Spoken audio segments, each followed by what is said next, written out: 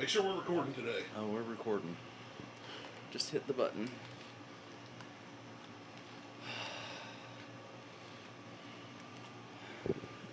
Oh, my God. You gonna make it? I have to. I don't have a choice. You might need to get some more whiskey halfway through. You look rough. I mean, you look sexy, but you look like you're in pain.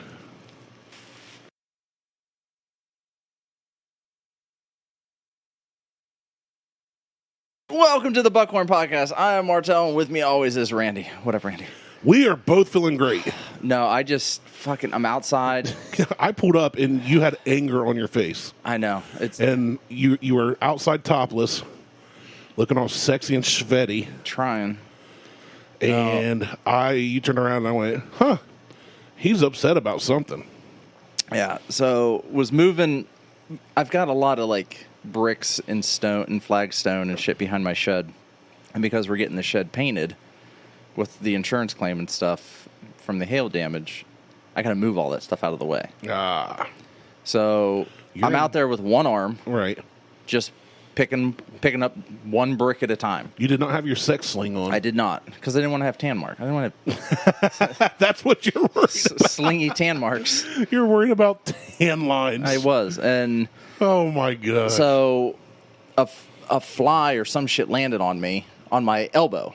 On the arm you just had shoulder surgery. Yeah, on my left elbow, something landed on my shoulder. Well, I jerked instinctively. Just fuck. So then I was fine. Went back, kept doing. Well, then something landed on my side and bit me like a horsefly. Something just jumped up and bit me. I'm like, and I jerked instinctively again, but this time I moved my arm, swung my arm behind me to hit the spot. Well, that was a big fucking mistake. Yeah, apparently. Jesus, now I'm in so much goddamn pain. And this, ladies and gentlemen, is why it pays to not be superficial and worry about your looks. Just don't get hurt. If you weren't don't worried have about surgery. If you weren't worried about tan lines, you would have had your sling on. I probably still would have done the same shit, except it wouldn't. I would have instinctively moved my left arm, and it wouldn't have went anywhere, and it would have been probably worse. Yeah, it could have been. Because try it right now. Let's see. Nope. Kiss my ass. So no, thank you. We killed a bottle of the Ocean's 24. The Jefferson's Ocean's 24. Well, we haven't drank it yet, but we poured it into our brewmates. It's into the brewmates, and then topped it off with Voyage 26 rye. Yeah. Just for a little mixer. It's a mixer. Because why not? Yeah. I mean, fuck it. It's kind of like doing an Irish car bomb, except they're both whiskeys. Oh, I should have taken an opiate instead of the ibuprofen. Let's get you real messed up. Fuck. I still got to run to the store today, too. You need to be careful, is what you need to do. Well, I'm not. I got to go buy salt. For what? I need salt to cook a pork shoulder tomorrow. Send Liz. They don't. No. Uber eats that stuff. She doesn't get the right salt. No, fuck Uber Eats. Fine, DoorDash, whatever. I don't have that. I have $105 in Uber Eats credits, and no one will deliver out to this house. Are you serious? Yeah. You're not that far. Right. I take it back. A couple of places I found will deliver. What? Fuck off. Everybody can hear that. So, what we should mention, we want to welcome a special guest today. We have a third party with us. We do. We've never had on before. It's Tinkerbell. Oh, yeah. So that's how you're sort of flying around the studio. It's the stupid ring.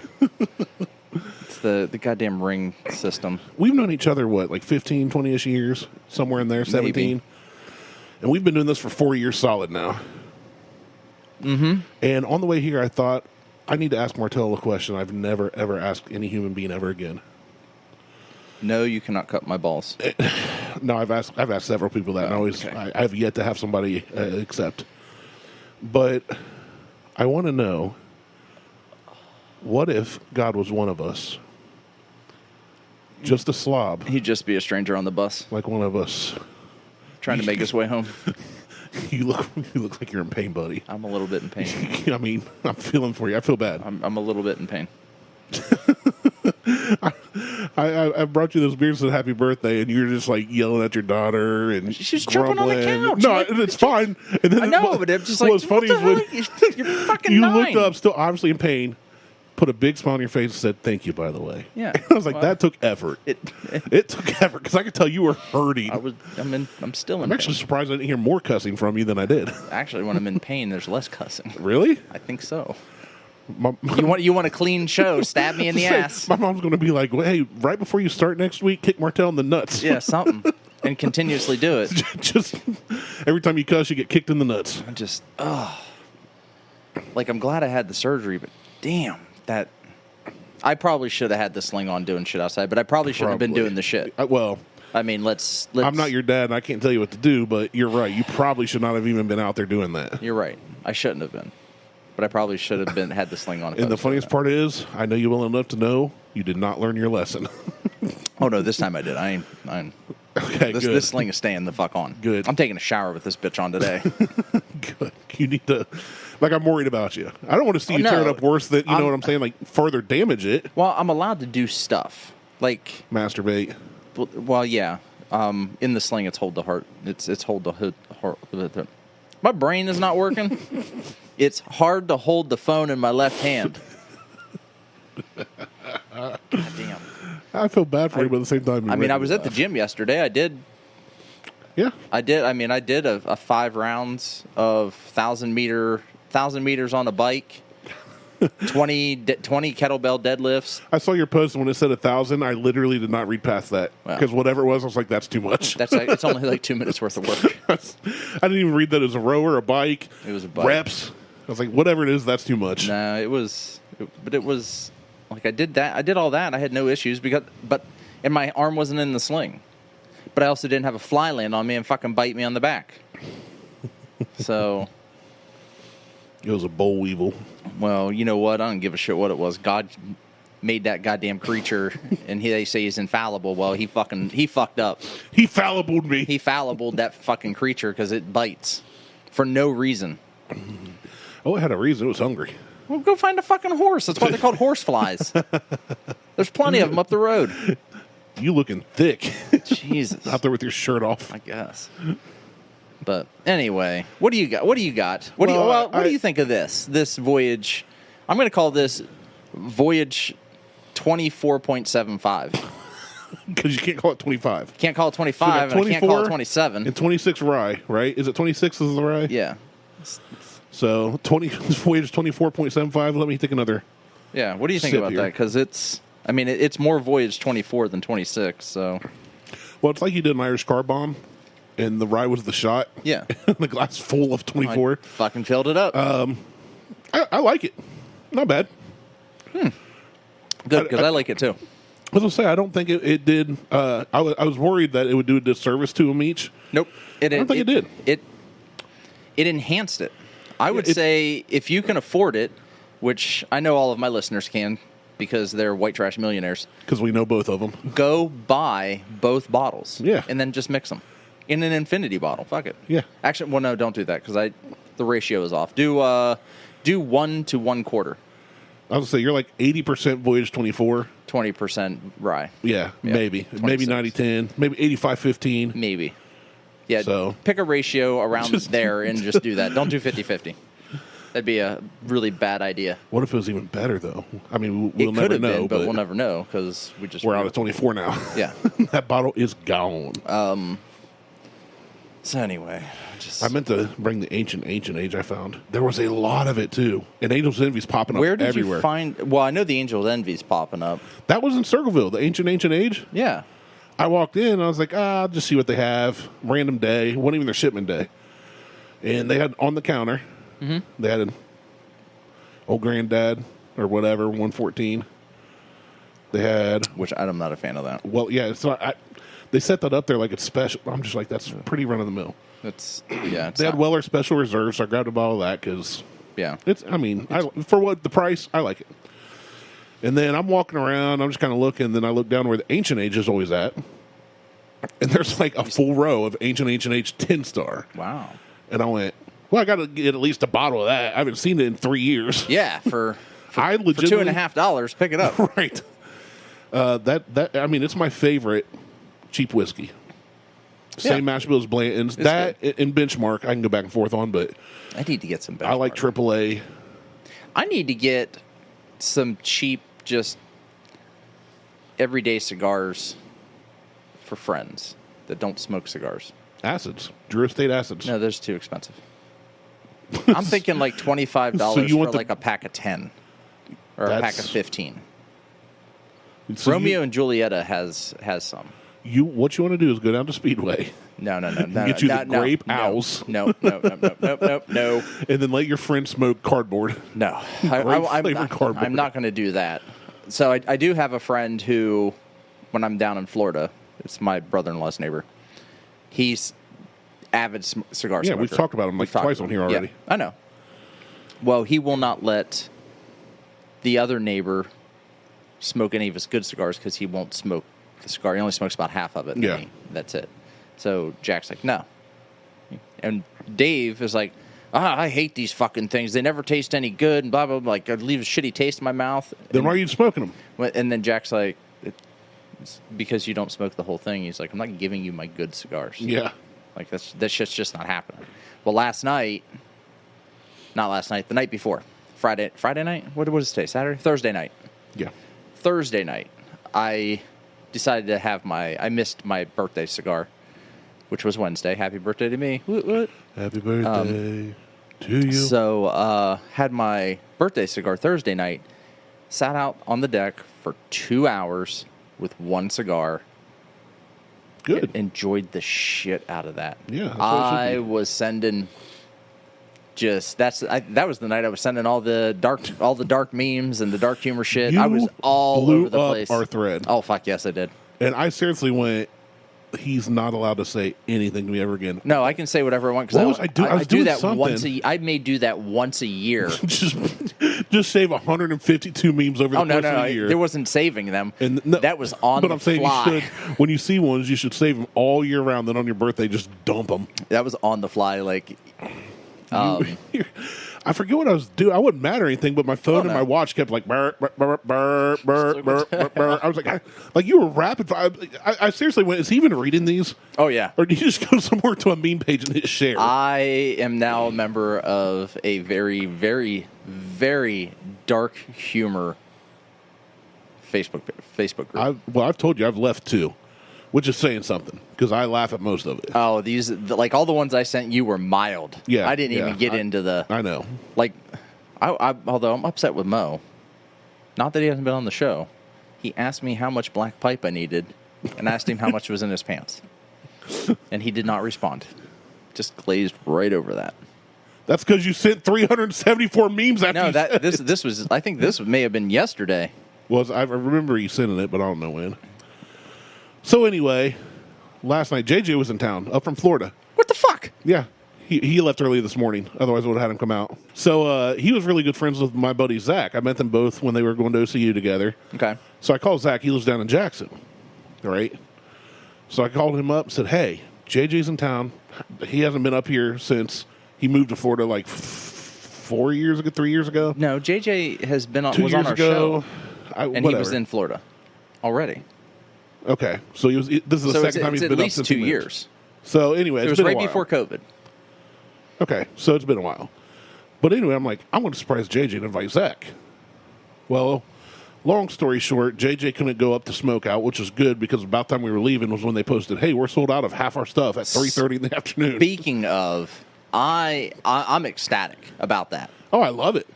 They're doing gangbusters. They are. I'm hoping.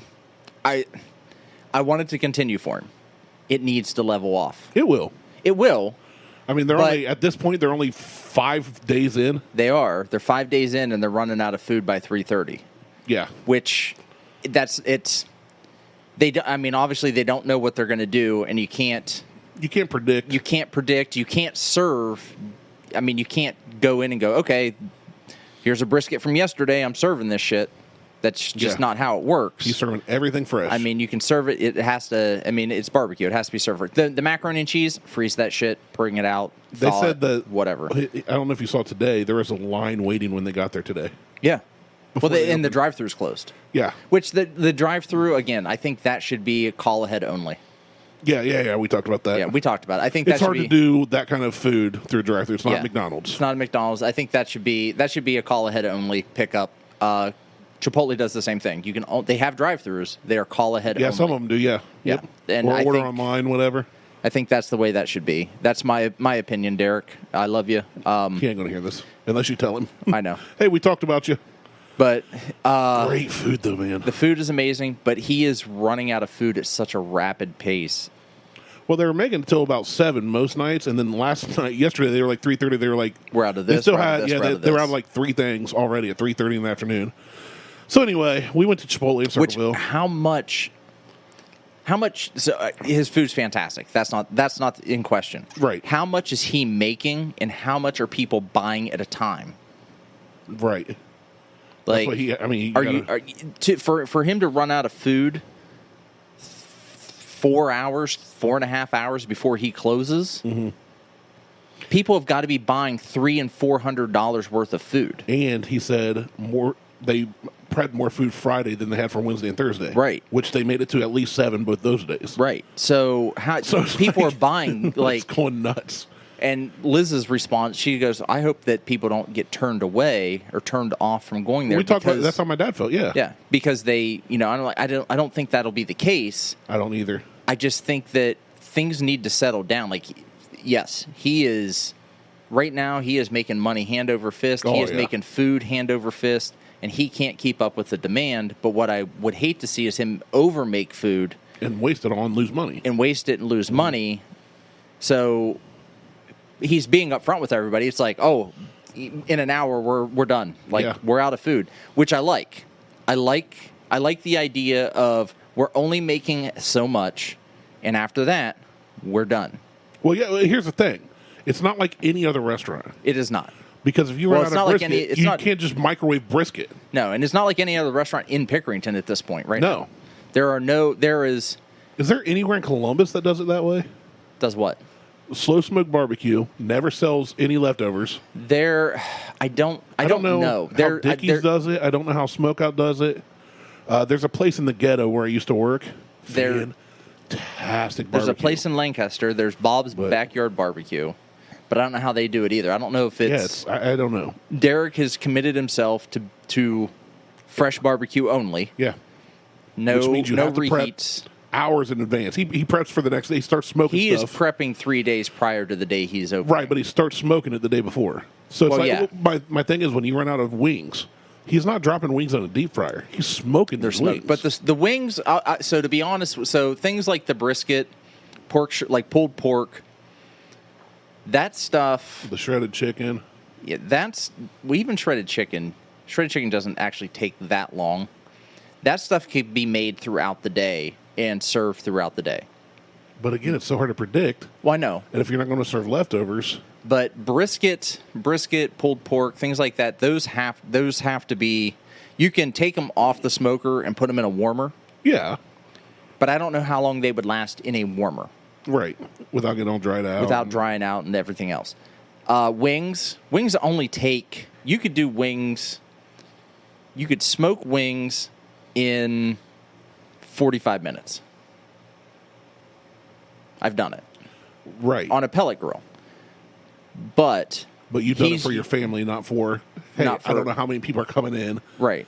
It's a different animal. But those things can be done. So if he's getting low on wings, like he's got, let's just say 100 servings of wings left. You put more wings up, in 45 minutes you got more wings. He may not have the wings to put up.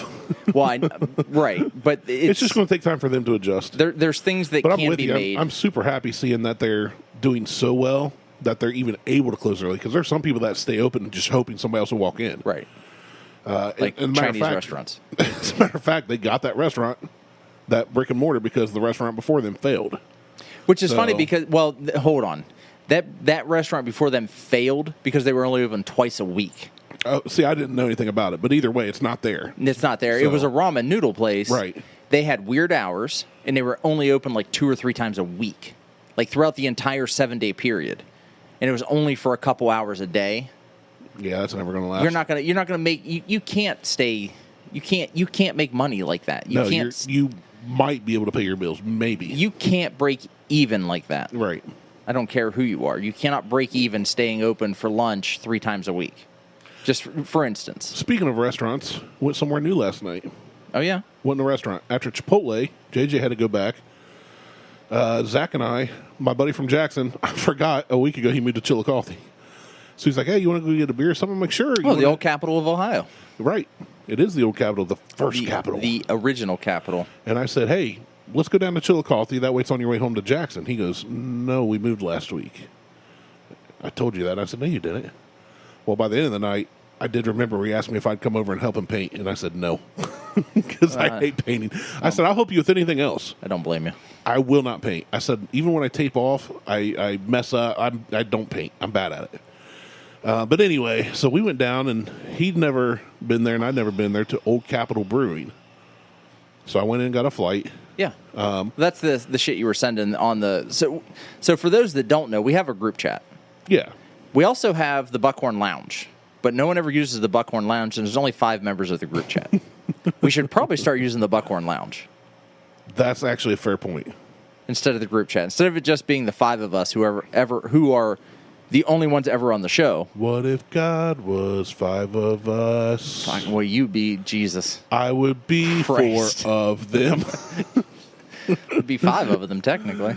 It's like that meme the girl says to another girl, am I fat? And the girl's like, no, you're so beautiful. And then it's 2 guys and goes, am I fat? He goes, buddy, I have 5 fat friends and you're 4 of them. And you're 4 of them. Yeah. No, I think we should start using the Buckhorn Lounge. I'm down with that. Instead of the group chat to because now we have more members in there now. Like, people have accepted requests. So I think I honestly forgot you set that up. And then I saw, like, Greg Wheeland accepted your request to Buckhorn Lounge. I'm like, oh, yeah, that's a thing. It's a thing. Go to the Buckhorn Lounge on Facebook. Well, I think I have it set. No, I think I have it set as public, but it's private viewing. So I think it's searchable. Come view our privates. Request. If you can't access it, send Randy a message, and he'll get a hold of me, and then I'll get you access. There you go. That's the best way to do that. Or just send a message to the Buckhorn Podcast on the Facebook page, and I'll get you access to it somehow. So anyway. But that's if you're actually listening. But yeah. I think everybody that really listens is part of the show. Yeah, so, nope, my brother listens. Doesn't ever interact. But I don't know that Kevin would appreciate anything that happens in there, because it is that... Kevin, like, if Kevin was on the show, he'd sit here and laugh at us. But he would not talk. He wouldn't talk. Yeah. Like, he could come hang out, but he wouldn't even need a mic. You know what? That would be fine. I would be fine. It would be almost like a live studio audience. Actually, we'll give him a mic, and I can start using him as a laugh track. Be like the 90s. Yeah. Buckhorn Podcast was filmed in front of a live studio audience. It's one guy. It's just Kevin.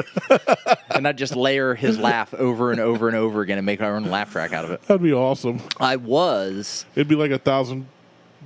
or like dub it like 100 times and just be like ha ha ha ha ha ha ha ha. Sound like a diesel truck. But so I want to start using that instead of using I love our group chat. We can keep that for us because we do talk about other shit in there. Yeah, we do.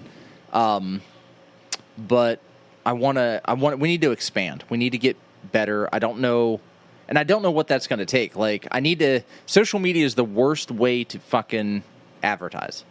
But it's also the best. No, it is positive. What because you run a billboard? No, but why I'm saying it's worst is every time. So I was listening to a guy that Mo sent me the video. I've seen his videos before. He runs like a how-to podcast. Okay. And I'll watch it occasionally, like get tips and stuff. But the one thing that stuck out was, social media is the worst way to advertise your podcast because you're only posting out to your friends and family that are already following the podcast. Unless you pay for a sponsored ad. Yeah.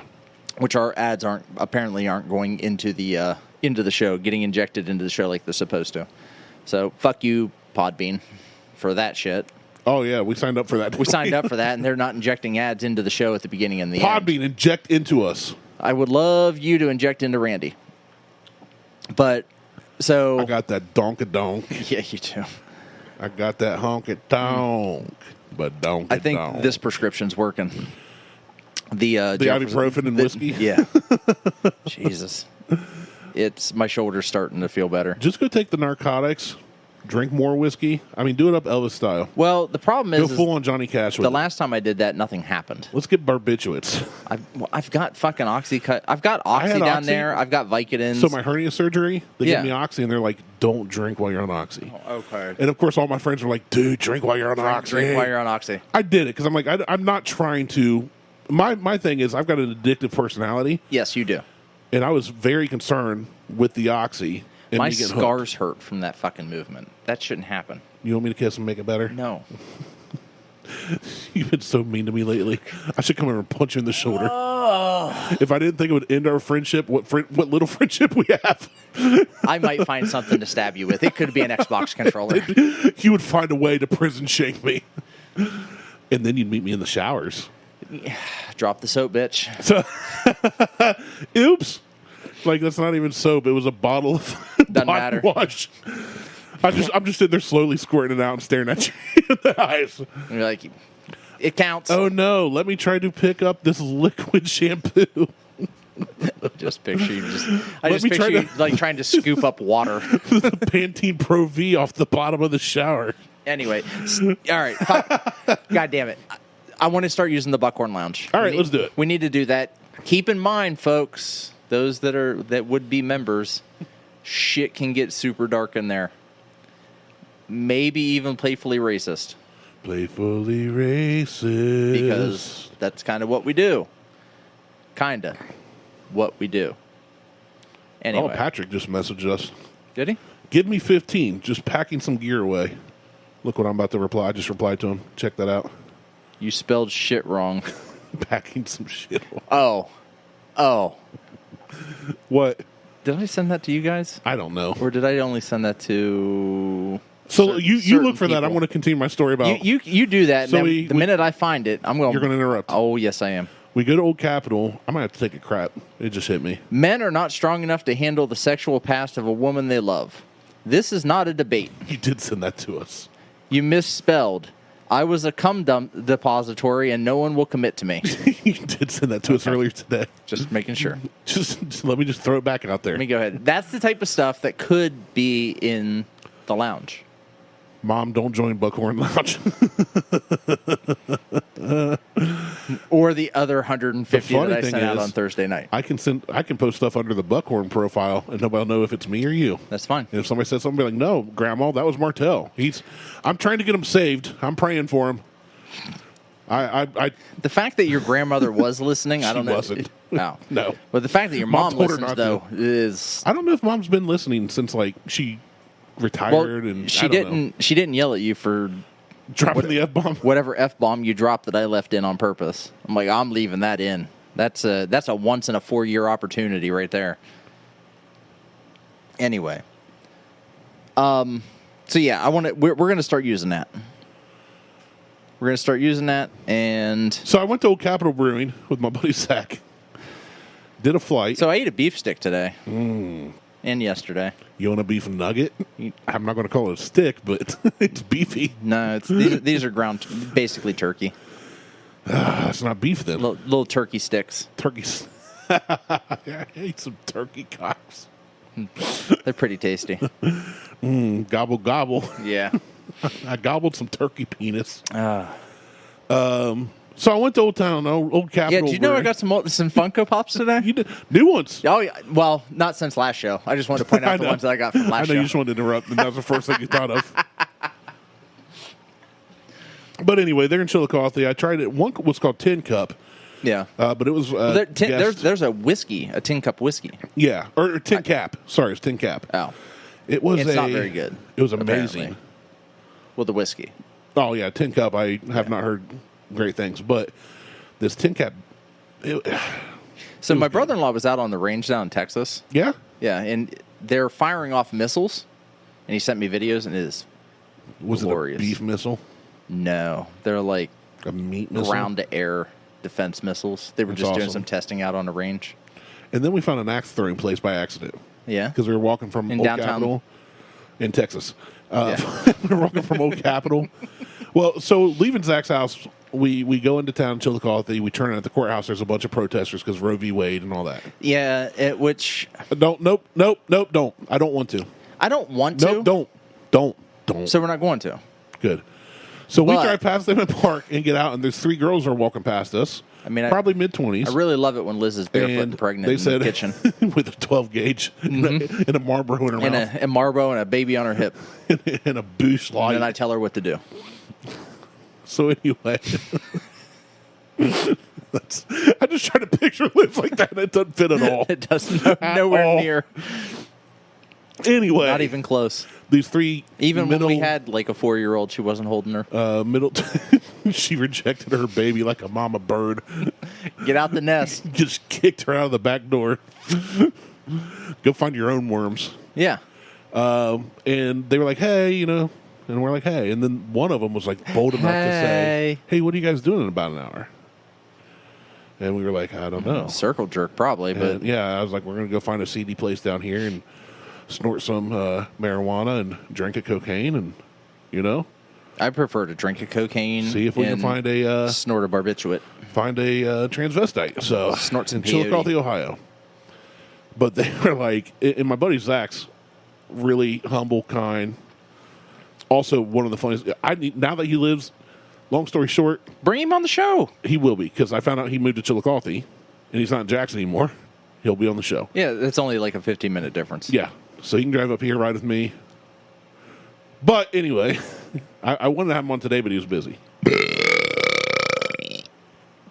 8 out of 10. It's not my best. No, but that was good. It was good. The fart Yeah. was better. I mean, I don't give a shit. farts today. are really just butt burps. They are. Yeah. Yeah. So I said, what kind of music? She goes, Did you see we're the from Biden Michigan, and we signed a travel new all bill over. today for And gun reform? I said, no, what kind of It's music? for people from 18 to like 25. And no, I didn't, because Biden sucks. But I mean, he fell off a bike. I'm going to so hit your shoulder. I fucking hate him. But I'm standing like this, so she can't really see my tattoos. And I said, no, what kind of Oh, music your do you play? Arabic tattoos you have around Yeah. your wrists? And she said, They worship say, music. oh, la, la, la, la, la. And I said, absolutely not. We will not be there. Where was this at? I'm going to hit your shoulder. Probably when I'm in my truck driving away, I'm going to reach out and smack you. Oh. That way I can punch and you can't kill me. God, I hope you hit me with your love sausage. It ain't big enough. It's smaller than that horsefly that bit you. You thought that was a horsefly. It was really me just walking up behind you. I'm like, ah! You had your shirt off, and I was like, Fuck. Felt like a needle poke to me. My shoulder's feeling better, by the way. I just Whiskey's good for you. don't want to put my arm down. But anyway, they said worship, and Zach knows me well enough that he knows I'm going to mess with people. And I was They like, said worship? worship music, yeah. Oh. I know I say Jehovah's? things weird. Yeah. They were I Mormon. love fucking with Jehovah's. No. But they Especially said when they show up in their goddamn Mercedes in my driveway. when Mom and Dad first built their house, shortly after, a Jehovah's Witness church was built at 22 and 104, the intersection. Yeah. And my folks live out that way, but it's not real close. All brick church, no windows, solid metal doors, and I'm like, No clocks inside. It's like Vegas casinos. That's yeah, right. You don't know that you've been there You for have 3 no days. idea how long you've been there. But and we're they're sitting serving there, alcohol. And this is when I had our German Shepherd Malamute mix, Yeah.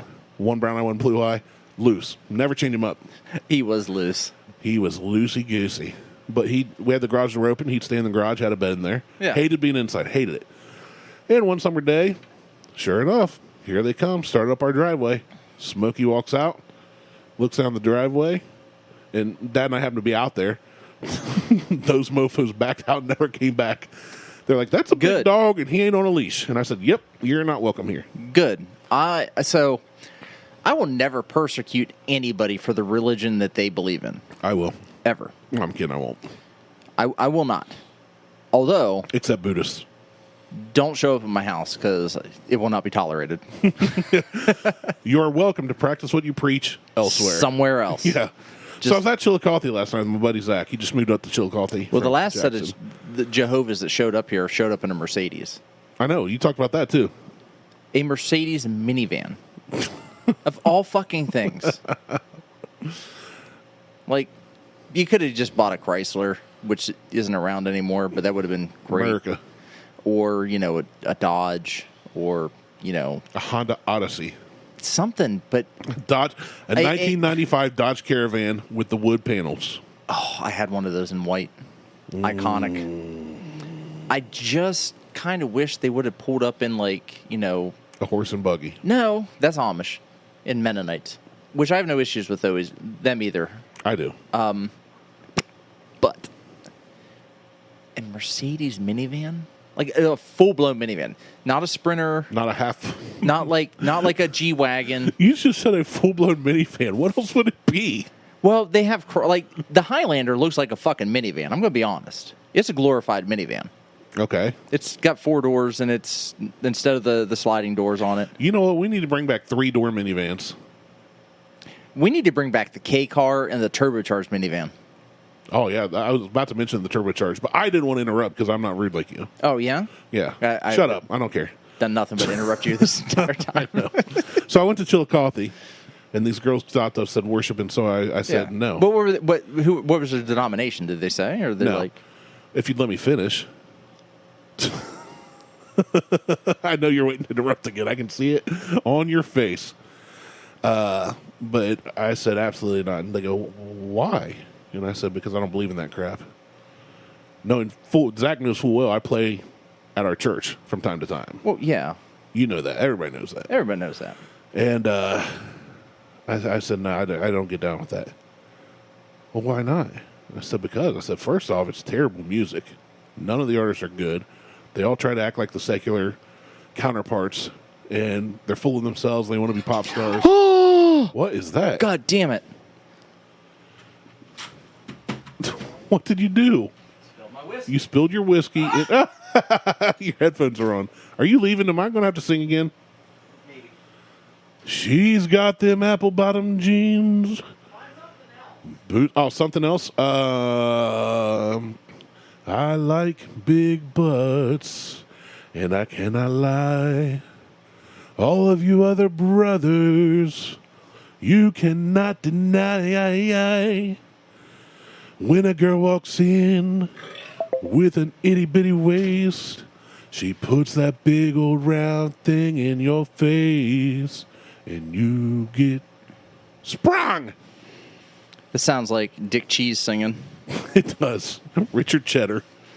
Richard Cheese. Anyway, I messed with them, and then I was like, yeah, no, we're cool, and they were cool, and we were cool, and then we went to Old Capitol Brewing, and I tried a flight, and it was good, except for that one that I bought you for your birthday.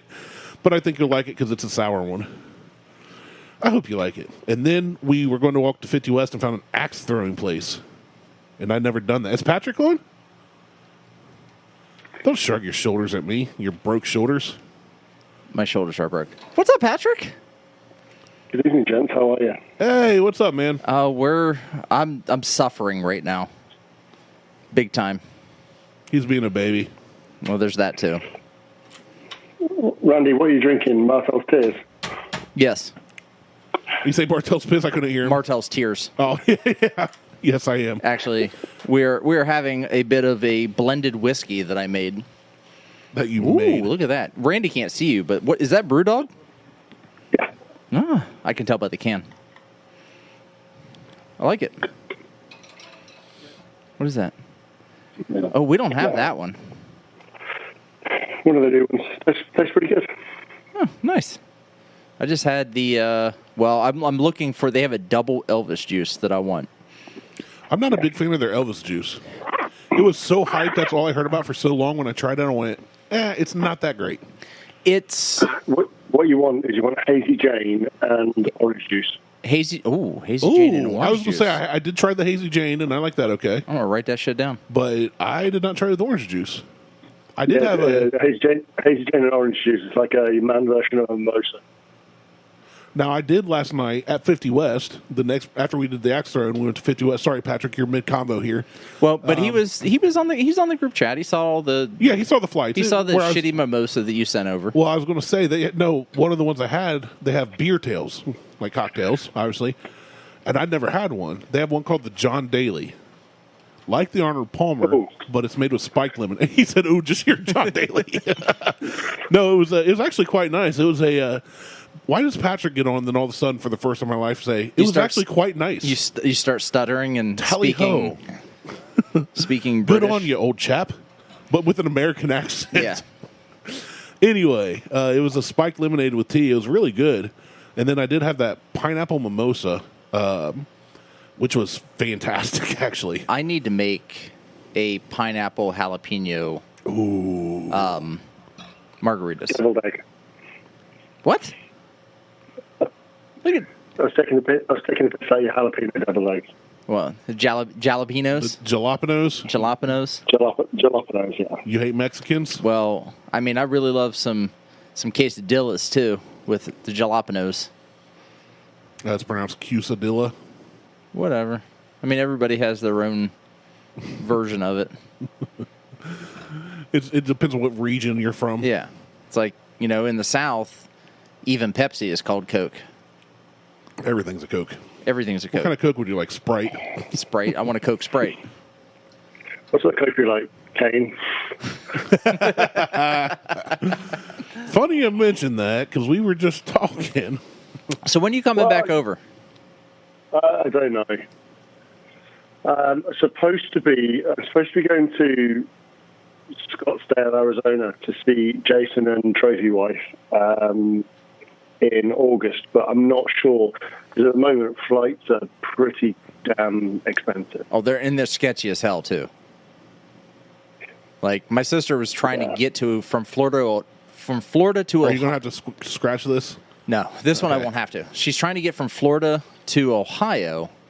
Her flight, they canceled. So she booked her flights like weeks in advance. So she booked her flight from Orlando to Pittsburgh. Okay. They scrapped the flight to Pittsburgh. So she's on the flight, and they canceled the flight. They canceled her flight to Pittsburgh mid-flight.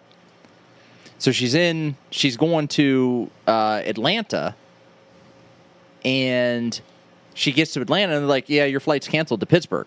She's like, what the fuck? So now she's got to try to figure out... Which Atlanta's a non-flight from Florida. Right. It's like she could have fucking driven there in 5 Right. hours in the same time that she had gotten up and gotten everything ready, and she could have just been to Atlanta. So then she had to fly... She's flying to Columbus, and then from Columbus, she's renting a car and driving to Pittsburgh because it's a 3-hour drive. Yeah. And then she's like, why the fuck? They didn't have any Anything staff. done. So what the airlines are doing now is they're booking all these flights up, and they're taking people's money, and then the day of, they're canceling flights. Ridiculous. Yeah, And then it's not too bad with international, but it's not great. I will say within the continental U.S., it is a fucking disaster. I'm too poor to fly, so I well, wouldn't just know. even watching some of the news and hearing the reports and don't everything watch else the that's news. going on. Well, you just get on Instagram. You'll see people that are. Hey, Patrick, bitching speaking about of the it. news, how do you feel about Roe versus Wade getting returned to the U.S.? Well, I was just going to say, how was life back in 1948?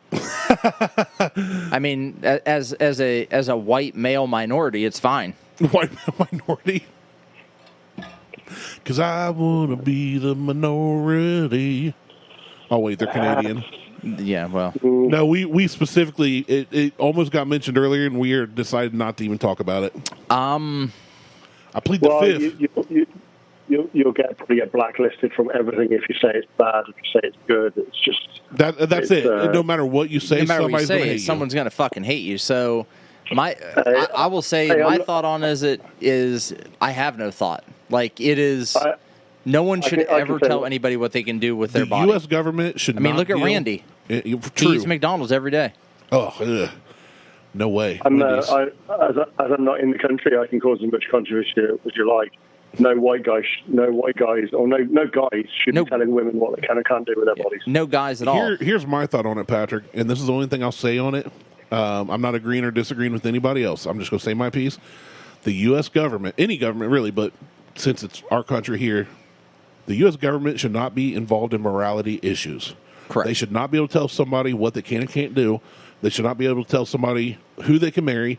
They should not be able to tell somebody what religion they can practice so long as that person is not hurting anybody else. Now I'm going to throw a giant screwball into the middle of this. Ooh, screwball sounds Yes, good. doesn't it? I have some downstairs. Uh-oh. So the Roe versus Wade, that's at a federal level. Them turning it down puts it at a state level and allows for us, it allows each state to dictate what that's going to be. That is to say that I don't necessarily believe this, or I'm just saying it out loud, that it does not set us back 50 years. It puts the requirement of whatever an abortion is and what Roe versus Wade controlled prior to this only at the state level and not the federal level, so each state can dictate how that's going to work. Do I agree with it? Absolutely not. I don't think even at the state level they should have the say on whether someone should get an abortion or not. Right. Well, and let's be honest, that's what this does. That, like, top level, that is exactly what it does. Yeah, it does. It's not a step back 50 years like everybody, like the mainstream media would say. It just puts it at the state level. What you're going to find is more division amongst red and blue states. That is exactly what it is. Which is terrible for us. Terrible. Yeah. It's fucking awful. So, anyway. It's the worst goddamn thing. I don't want to talk politics all day, but Patrick, did you have something to say? This isn't politics. Yeah, it is. It's life. Your system's fucked. Well, I want to talk about Monopoly then, or Chutes and Ladders. Oh, I might have that. Hold on. Okay, well, they're two totally different games. I've got Monopoly, Clue, and Payday up there. Oh, Payday! That's an from old the 1980s. One. That's an old one. They're all from the 80s. Speaking of 80s, I was listening to one of my true crime podcasts, and they did Pretty Boy Floyd. Heard a lot about East Liverpool. Yeah, you did. Yeah. Yeah. Went to way more depth than we even did. So East Liverpool is east of Liverpool, England. So far east, it's west. Yeah. That's why it's named East Liverpool. That's where it's one of the places I grew up, Patrick, in Ohio. Okay. I can't see Patrick's face, but I saw Patrick's face in my head when he said that. Let me go ahead and give you a rundown of what it was. Yeah, exactly. I do have Patrick's on just in time for me to get into these articles, though. Yeah, so, well, hold on. Patrick was going to say something, and then you've derailed him like 14 times. Twice if he had something to say, and then you talked about games.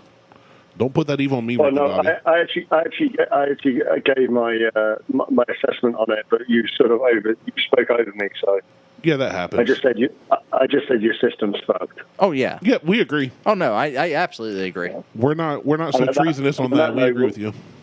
And on that note, we'll change subject. Yeah.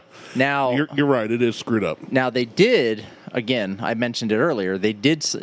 That dumb shit that fell off his bike who runs our government, he signed in a new law today for gun ownership, which... I have not read up on this one. I haven't read the whole thing, but it's more... It doesn't affect you or I. Because we're white men? No, because we're older than 25. Okay. It only affects 18 to 25-year-olds and how and when they can buy guns. I'm okay. I shouldn't say I'm okay with it. I need to study it, but I'm fine with better. I'm fine background checks. Yeah, with better mental health. Who can buy it? But this day and age, you cannot ban guns. No. Criminals not guns. in the U.S. People are 3D printing parts and building guns. Yeah, not in the U.S. You can't, and that's legal, by the way. I know that's already been deemed as legal. I know. Not in the U.S. In the U.K., you can ban all the guns you want. They're already banned. Yeah, well, no, we can own certain guns. You just have to have you have to apply for a license, which takes a couple of days. You have to get screening and police check to make sure you're mentally capable of owning a gun. Right. Yeah. And you also have to prove that you can secure it properly. But that's primarily for hunting, though, correct? Yeah. It is primarily, basically, it's purely for hunting, because we don't generally walk down to primary schools and high schools and start shooting guns. Well, no, those are the mentally ill in the U.S. Well, I was going to say that is. Yeah, they're all. I'm able to still legally buy guns. He's breaking up real bad in my headphones. Is that just me? No, it's just you. You're hearing him fine? Yes. Okay, that's fine. I just want to make sure the recording's good because I like what Patrick has to say. It's not his accent. Playfully racist. Wait, he's white too. That's not racist. Anyway. I did watch something with Ricky Gervais recently, and he's hilarious. Ricky's funny. It was comedians in cars getting coffee. Loved it. I am all for. I am absolutely all for a mental background check. Like, I was going to say the biggest issue. People say we need to ban guns. I'm not like as somebody who does. You got one on you right now. No, I don't. Oh, you don't? Oh. Nope, not today. Okay. I have. Yeah, I mean, Patrick's seen it. You typically carry. Yeah, I with you typically when- do. I'm not today, which just proves that he holsters it. He holsters it under his tip. Yeah. no, no, I don't. Unfortunately, my tits aren't as big as my belly. I keister it. I put it in my prison purse, and that way, if I need to, I can just kind of do a Kegel and fire right from the hip. Honestly, you could probably get a sawed-off shotgun under the belly. That would be legal. Yeah. That would be. It's concealed. Yeah, I Because could. we could, and now we can open. But it's America, so I'll get an AR-15 pistol and put it under my belly. There's that too. He said under the tit. Yeah, because that's always needed. Which an AR-15 and what the military uses are two different rifles. Just to be clear, Well, yeah. one is semi-automatic and one is automatic. We are not allowed to own automatic weapons. right legally. No, but you can people buy the modification kits to make them into that. Yep, they do. There's bump stops that you can get, Which proves that laws do not stop criminals from doing that crap. and criminals. But the biggest issue that we have in this country, along with our health care, is our mental health care.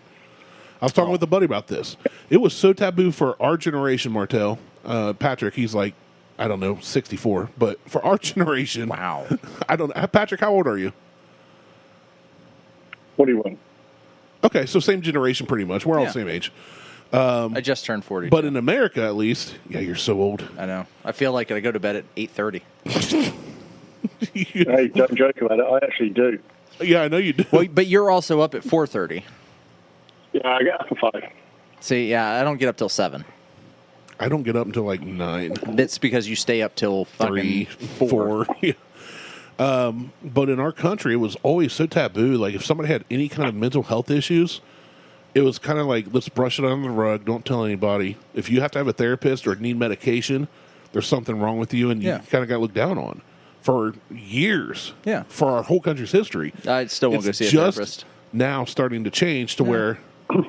It's not a your country thing. It's a guy thing.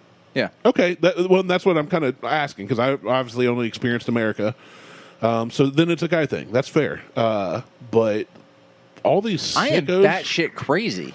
No, you're not. You're the fun kind of crazy. Well, that doesn't mean I'm not batshit crazy. But you're not going to go shoot up a school. No. So you're not batshit crazy. But I'm batshit fun crazy. Okay, fair. That's where we'll draw the line. I mean... if you got to get that technical. I mean, I've got super fucking ADD. You're not crazy to the point where But you're I'm not bipolar. insane. You're having voices tell you stuff. There's two different types of crazy. Right. Like, there's fun crazy. There's fun crazy. And there's crazy crazy. And there's shoot up schools crazy. I'm not Right. shoot up schools crazy. I'm like ADD. I'm like shoot up a mall crazy. I'm like, you know, Shoot up a I'm movie theater. fucking insane. I won't shake people's hands. Like Did you just about knock your whiskey over? no, again? I'm holding okay. it. I'm holding it. I just kind of slammed it down. And All right. So anyway, let's get off of this. I'm a goddamn nut job. Let's get back to having fun with your nuts. Let's have fun with Patrick's nuts. Show us your nuts. I'm the only one who can see them. Randy's not even on the camera. Patrick's thankful for that. Nobody apart from me has seen my nuts in a while. Oh well. I haven't even seen my nuts in a while. Randy can say the same. Nobody apart from me and Amir have seen my nuts in a while. So you should come out in October, because I think Pumpkin show. No, I was going to say the three of us, excluding Randy and Jason, Moe, and I, may try to do Indy again. Okay. We'll come in August and then come in October. I mean, do both. Can you come twice? I'm not made of money. Are you sure? I might win the lottery tonight. So in that case, see you there. Yeah, there you I'm go. hoping. I mean, you win the lottery, I win the lottery. We'll win the lottery together. I got a car. I got a ticket. Good luck to you. I hope you do win. I'll go and buy an expensive suite at the Indianapolis Raceway so I can urinate on Stacy from above. He's going to buy an American car after he wins the lottery. No, he ain't. he's gonna buy a Lincoln like mine after he wins the lottery. He's going to buy a 1972 Lincoln Continental. Oh, mine's a 78. Mine's a Mark 5. That's a Mark 4. No, probably not. You don't want a big ass car like land yacht like that? No, to be honest, I'd probably just keep the one I got because then I don't care if I dent it. Then, yeah, just leave it outside pubs and don't give a shit. See, if you win the lottery, you could do that with any car. Well, right. I mean, you could do that with depending on what the price was. But but I'd have a nice car as well. I'd have a daily runner, which is the one I've got, and then I'd get a nice car. And then you'd have a Mercedes GT AMG. No, probably a Porsche Carrera. That's a good one. That's it. See, and I won't fit in one of those, but yeah, that's a good car. I'm a little disappointed that you called it a Porsche, though. Trying to hold back my laughter Because it's really it's Porsche. Us Europeans use the actual European name, not the fake name that the Americans give everything. It's not a fake name. It's how they pronounce it in Germany. Listen, he's British. He's going to steal it and claim it as his own. I mean, he it can. Doesn't matter. He He's can going to say hop on no a train, Italy. Cross two countries, and be in Germany. He's going to say no Italy, no Germany. You don't know how to name your cars. We're going to name them for you. I mean, it's in the U.S. it's Jaguar, and in the U.K. it's Jaguar. Jaguar. It's Jaguar. Yeah, see? That's what I said. Jaguar. Jaguar. Like the animal it's named after. Yeah, Jaguar. I was watching that Comedians in Cars getting coffee. It's Jerry Seinfeld and Ricky Gervais on that episode. Is it Gervais or Gervais? Gervais. Don't care. Is it Jarvis? Ricky Jarvis. Gervais. Gervais. It was very French of him. But he said something. His name is Ricky Gervais. Okay, so Ricky Gervais was talking about homeless people, and he cracked me up. He said, you know who the homeless people have to hate the most? Campers. Because they got to look at them and go, oh, you're doing this for fun? This is my life. And he said, people of poverty. Jerry Kidder, he's like, did you say poverty? He said, yes, poverty. And he said, it's poverty. You don't get to stop and cancel 3 letters of a word. Right. There's a T in there. Oh, they were killing me. He's so funny. Both of them are. But anyway. What were we talking about? I don't know. I got you off track. So I went to Chillicothe last night. Completely derailed you. Got 7 bullseyes. That was for Jason. That completely derailed you? Yep. Because you derailed his Vegas conversation. I completely railed his Vegas conversation. I railed him. Either way. But so how are things over there right now? Like weather-wise, everything else? Beautiful. It's like 20, 21 degrees. Yeah? What's that in freedom units? About 80. Too hot. Probably about 5 million. I mean, it's about 87 today. Yeah, it's beautiful. Too hot. It's probably mid-80s. Quite nicely today. Yeah, that's what. Had the girls out mowing.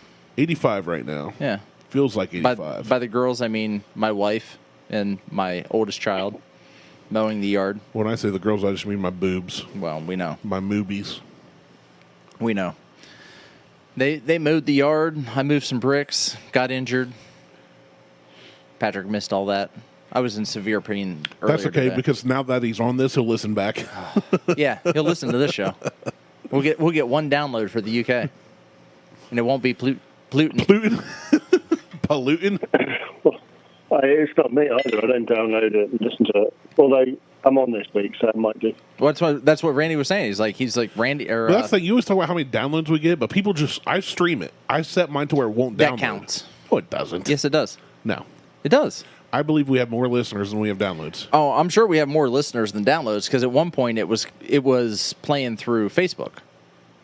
Like you could just be on Facebook and it would play through Facebook, but that didn't count as a stream. Counts as a download. I'm not buying it.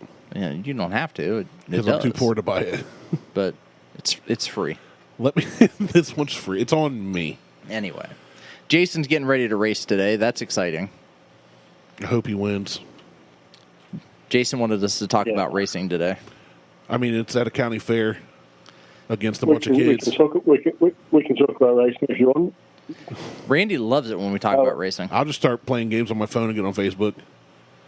I was going to say our previous race team still tanking, so let's talk about it. Yeah, well, yeah, that I don't. I feel bad for our friend who is the driver for the team because he's I don't. He had the option to go with some people who are actually going to really look after him. He did. Chose a different option.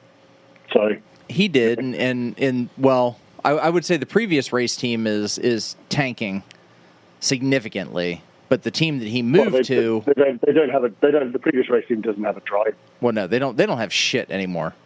They're not even an SRO at this point, but then they're going to do the occasional race. I spoke to Brandon, spoke to Bradley. Yeah, they're going to do the occasional race, but they've got nothing. They're nothing permanent. But then it's like all the things that Jason said we were going to do for Jeff. They said that they weren't really interested in it, and now all of a sudden some of them are starting to appear. Well, what's funny is I sent Jason a message, and I'm like, hey, Jeff has an Instagram account. He's like, yeah, his daughter set it up for him. I'm like, well, yeah. He's like, we were going to do that, and they told us no. Yeah. So that's like one of the instances of shit that, you guys were going to do for him to take care of him, and now he has this own thing. But, I mean, Zalus as a team, fuck them. Yeah. I mean, the fact that they lost to Jeff at Indy, they came in second to Jeff, and I'm just like, and then he went to that team, and I'm just like, you know what? It's just a bunch of dickheads over there anyway. Like, I don't. He was beating Harwood, and he was beating the other guy who's got his own slogan and things like that. Well, Lions not sheep, that guy. Yeah. Sean Whalen. He was beating those guys consistently, and from what I've seen now, he's not. So, well, that says a lot. I mean, if you go in, a year prior whooping the shit out of people, and then you move to the team that they're on, and now you're not beating them, that's a problem. As far as I'm concerned, this isn't like, oh, hey, let so-and-so pass so we can get the point because they're a better driver than you. Jeff's a hell of a driver. He shouldn't be getting beat by anybody on that team. He was beating people that weren't in his class. Because obviously he's in the Masters category and things like that. He was beating the young guys. Yeah. They're going to Watkins Glen, and they won't have that. You're breaking up on me, Patrick. I can't hear anything you're saying. I didn't catch any of that. Nothing. Nope.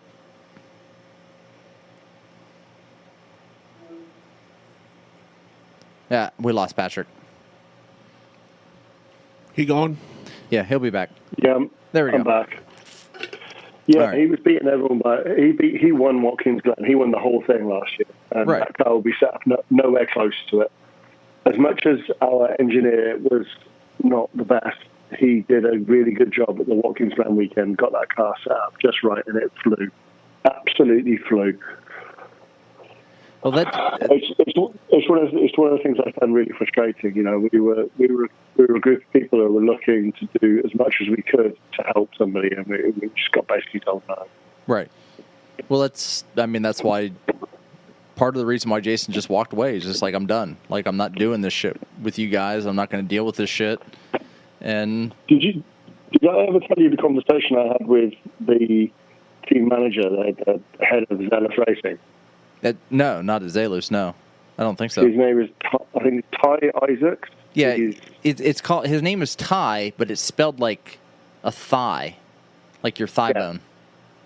Yeah. What kind of fucking I douchebag? had a conversation with him, which if you think that's the douchebag way, just wait until you hear the conversation. So, Jason, this is at the time when Jason was still involved. Jason said, I spoke to Ty. Ty's really keen to get you involved. So I dropped Ty a message, and Ty said, yeah, really keen. to get you involved. We'll set up a conversation. We'll set up a call, and we'll have a chat through what we're going to do. And in this time, then Jason had said, "No, I'm out," because he was getting pushed from pillar to post. And a month and a half had gone past, and I still hadn't heard back from Ty. And I was on a skiing holiday in France, so therefore I was probably about 10 beers deep. And I sent him a message saying, for someone who's really keen to get me involved, you've not bothered to even acknowledge a reply or call me back in a month and a half. Right. So and immediately, literally, like 30 seconds later, my phone rings. And he's like, I don't think that's a really good attitude to have. And I was like, mate, without being funny, you've left me hanging on for a month and a half in limbo. What am I supposed to do? You're either keen to get me involved, well, in that case, you'll make the time, you'll have the phone call, and you'll see if you want me involved. You don't just leave someone for a month and a half and then think, as an afterthought, oh, yeah, we will get him involved. I said, that's not really good management. That's fucking terrible management. And quite frankly, the way you've dealt with this and the way you then picked up the phone and said, that's not a really good attitude to me, tells me, I don't want to work for you, mate, so you go fuck yourself. That's a good conversation to have. I mean, but it's the same shit. I mean, that is somewhat similar to the conversation that Jason had with him. Yeah. I mean, it was, well, they don't know you, they don't trust you, they don't think that you've got the best interest for the team. You're trying to take Ty's position. Jason could give a shit about Ty's position. If I win enough money in the lottery, I will set up a customer racing team in America that will be whistles and bells on everything, and I will quite happily take on anyone and take them to the top just to take a piss on Zealous Racing. If I win the lottery, you and I can meet up, and we'll just put money just towards beating them. I'd go ahead and I would sponsor another team. Fuck yeah. I'd just go, right, fuck it. You? Right, how much is it going to cost for you to get good? I'd find a homeless guy in the street that can drive. Yeah, and do it. And just do it. Just to take a piss on them. Because, yeah.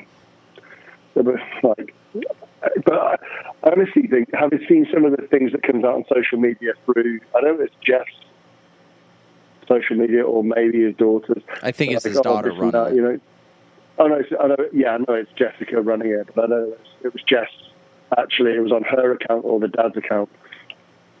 It's like, oh, this and that, and she's talking about her fiance was in helping the team. And he's like, oh, that's because the team works it together. I said, no, that's because you don't have enough fucking staff. Right. I mean, so she's like, oh, this and that, get together, this and that. Shut up. Just like, oh, mate, shut up. They could have had three of the best people on that team working for Jeff. You, Jason, and Mike, or Brandon, or both, maybe four. Both. I mean, yeah. It could have been one hell of a team for Jeff working under Zalus, but they decided to be cocks about the whole thing. Yep.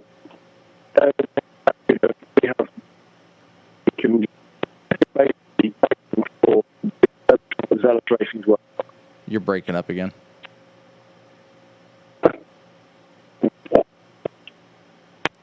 That's all right.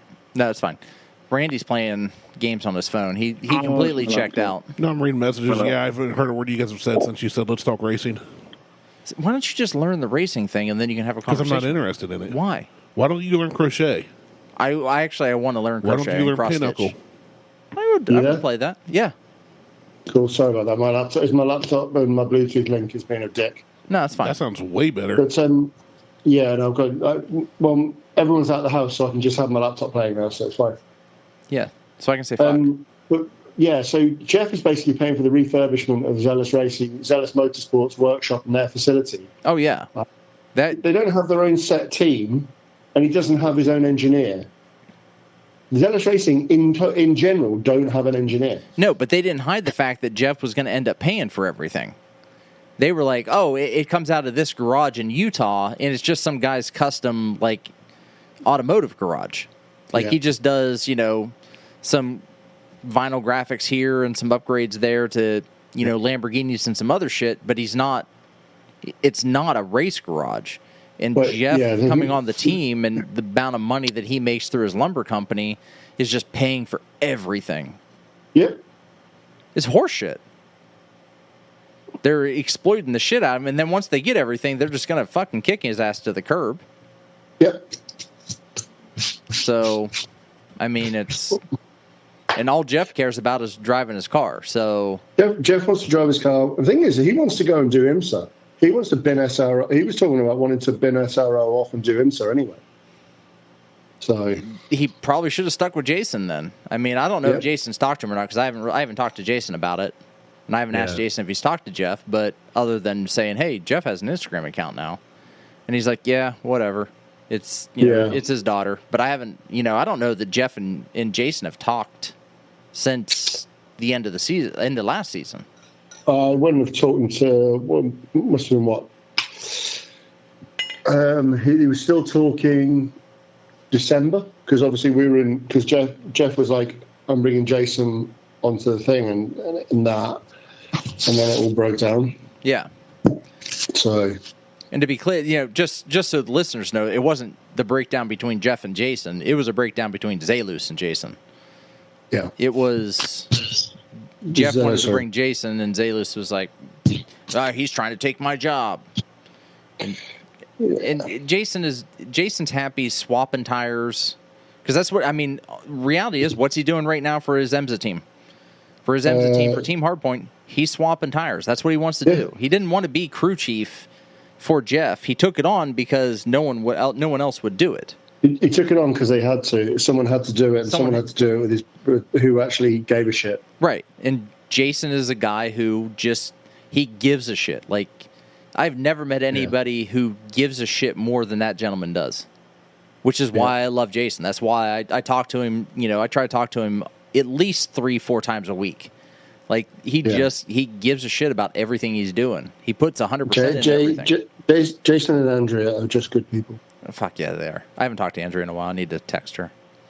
I need to talk to her again. She's when I was going through rough times in Norway and Bermuda, I knew that I could just drop her a message and get a reply. You always have a conversation with her. Yeah, she was brilliant. She had me through some pretty shitty, tough times. And she is the definition of mensch, which is she's a good egg, which is a Jewish word for great person. Yeah, she's a good egg. Yeah, she absolutely. I've only met her once in person, but I've talked to her online. I don't know, God knows how many times. And she is. Those two are like they are perfect together. They're amazing together. They're a power couple. Jason's more of a power bottom, but I don't know that I would go that far. Oh, I did. You did, yes. I wouldn't go that far. You should. I don't want to. It's worth it. No. It's not my thing. Mine either. Just, at all. be who you want to be. I want to be rich. Well, you can be rich. I'm rich. I know. I mean, look at me. You look great. I look like I am in fucking pain. You do. I'd rather be happy than rich. Amen. I want to be rich and happy. What would make me happiest is having money to pay off everything that I have and not have to work again. That would make me happy. The happiest. I would rather I'm be happy than rich, but I think if I was rich, I'd be pretty fucking happy. Yeah. They say money can't buy happiness, but it takes away all the stress in your life. Money can buy happiness. And it can buy me a boat. And it can buy me a house down south. It could. Several. In the Caribbean. It could. When you say down south, do you mean Florida or Alabama? No, I mean St. Lucia. Oh, okay, cool. I'm just checking, because if you go to Alabama, you can legally marry your sister. Yeah, no, I don't. Well, you can do that in West Virginia, and that's one state over. You can't legally marry your sister. They just bone their cousins. It's different. Whatever. Sheep, cousins, it's all the same. Sheep. Randy, do you know what the best dating website in Alabama is? Ancestry.com. Correct. Okay. I had to think about it. I was like, hold on. I know there's a joke here. That's awesome. No, I feel about Alabama like you do. I hate Alabama. I have no desire to go to Alabama. When I say move south, it's either the Carolinas or St. Lucia. Like I don't want to be in like Florida. The Carolinas. Like everybody thinks when I say I want to move south, I want to be in Florida. You literally Florida. said you want to move to Florida. I would move to Florida. I don't want to be in Florida. It's the same thing. It is not, because it's would not move to Ohio. Florida and not want to be there. I don't. So you'd still not like where you live. You'd just be a hotter, grumpy Martelle. Whoa. It's not that I don't want to be there. I would be closer to family if I was in Florida. And then they up and move. To fucking South They're Carolina. like DC or something. No. My brother-in-law is now talking about once my sister retires and the kids are out of school, buying a place in the mountains of South Carolina. I like mountainside Carolinas. But I want to be like within 30 minutes of the beach. I love the ocean. I love the water. I like it. I like visiting it, but I don't want to live there. I want to live in a small Hallmark, like made-for-TV movie. Like that town in Big Fish where Place, he comes out of the woods. And it's like right on the coast. Spectre. It's like the perfect little town. I want to live in like a nice little town that has a brewery.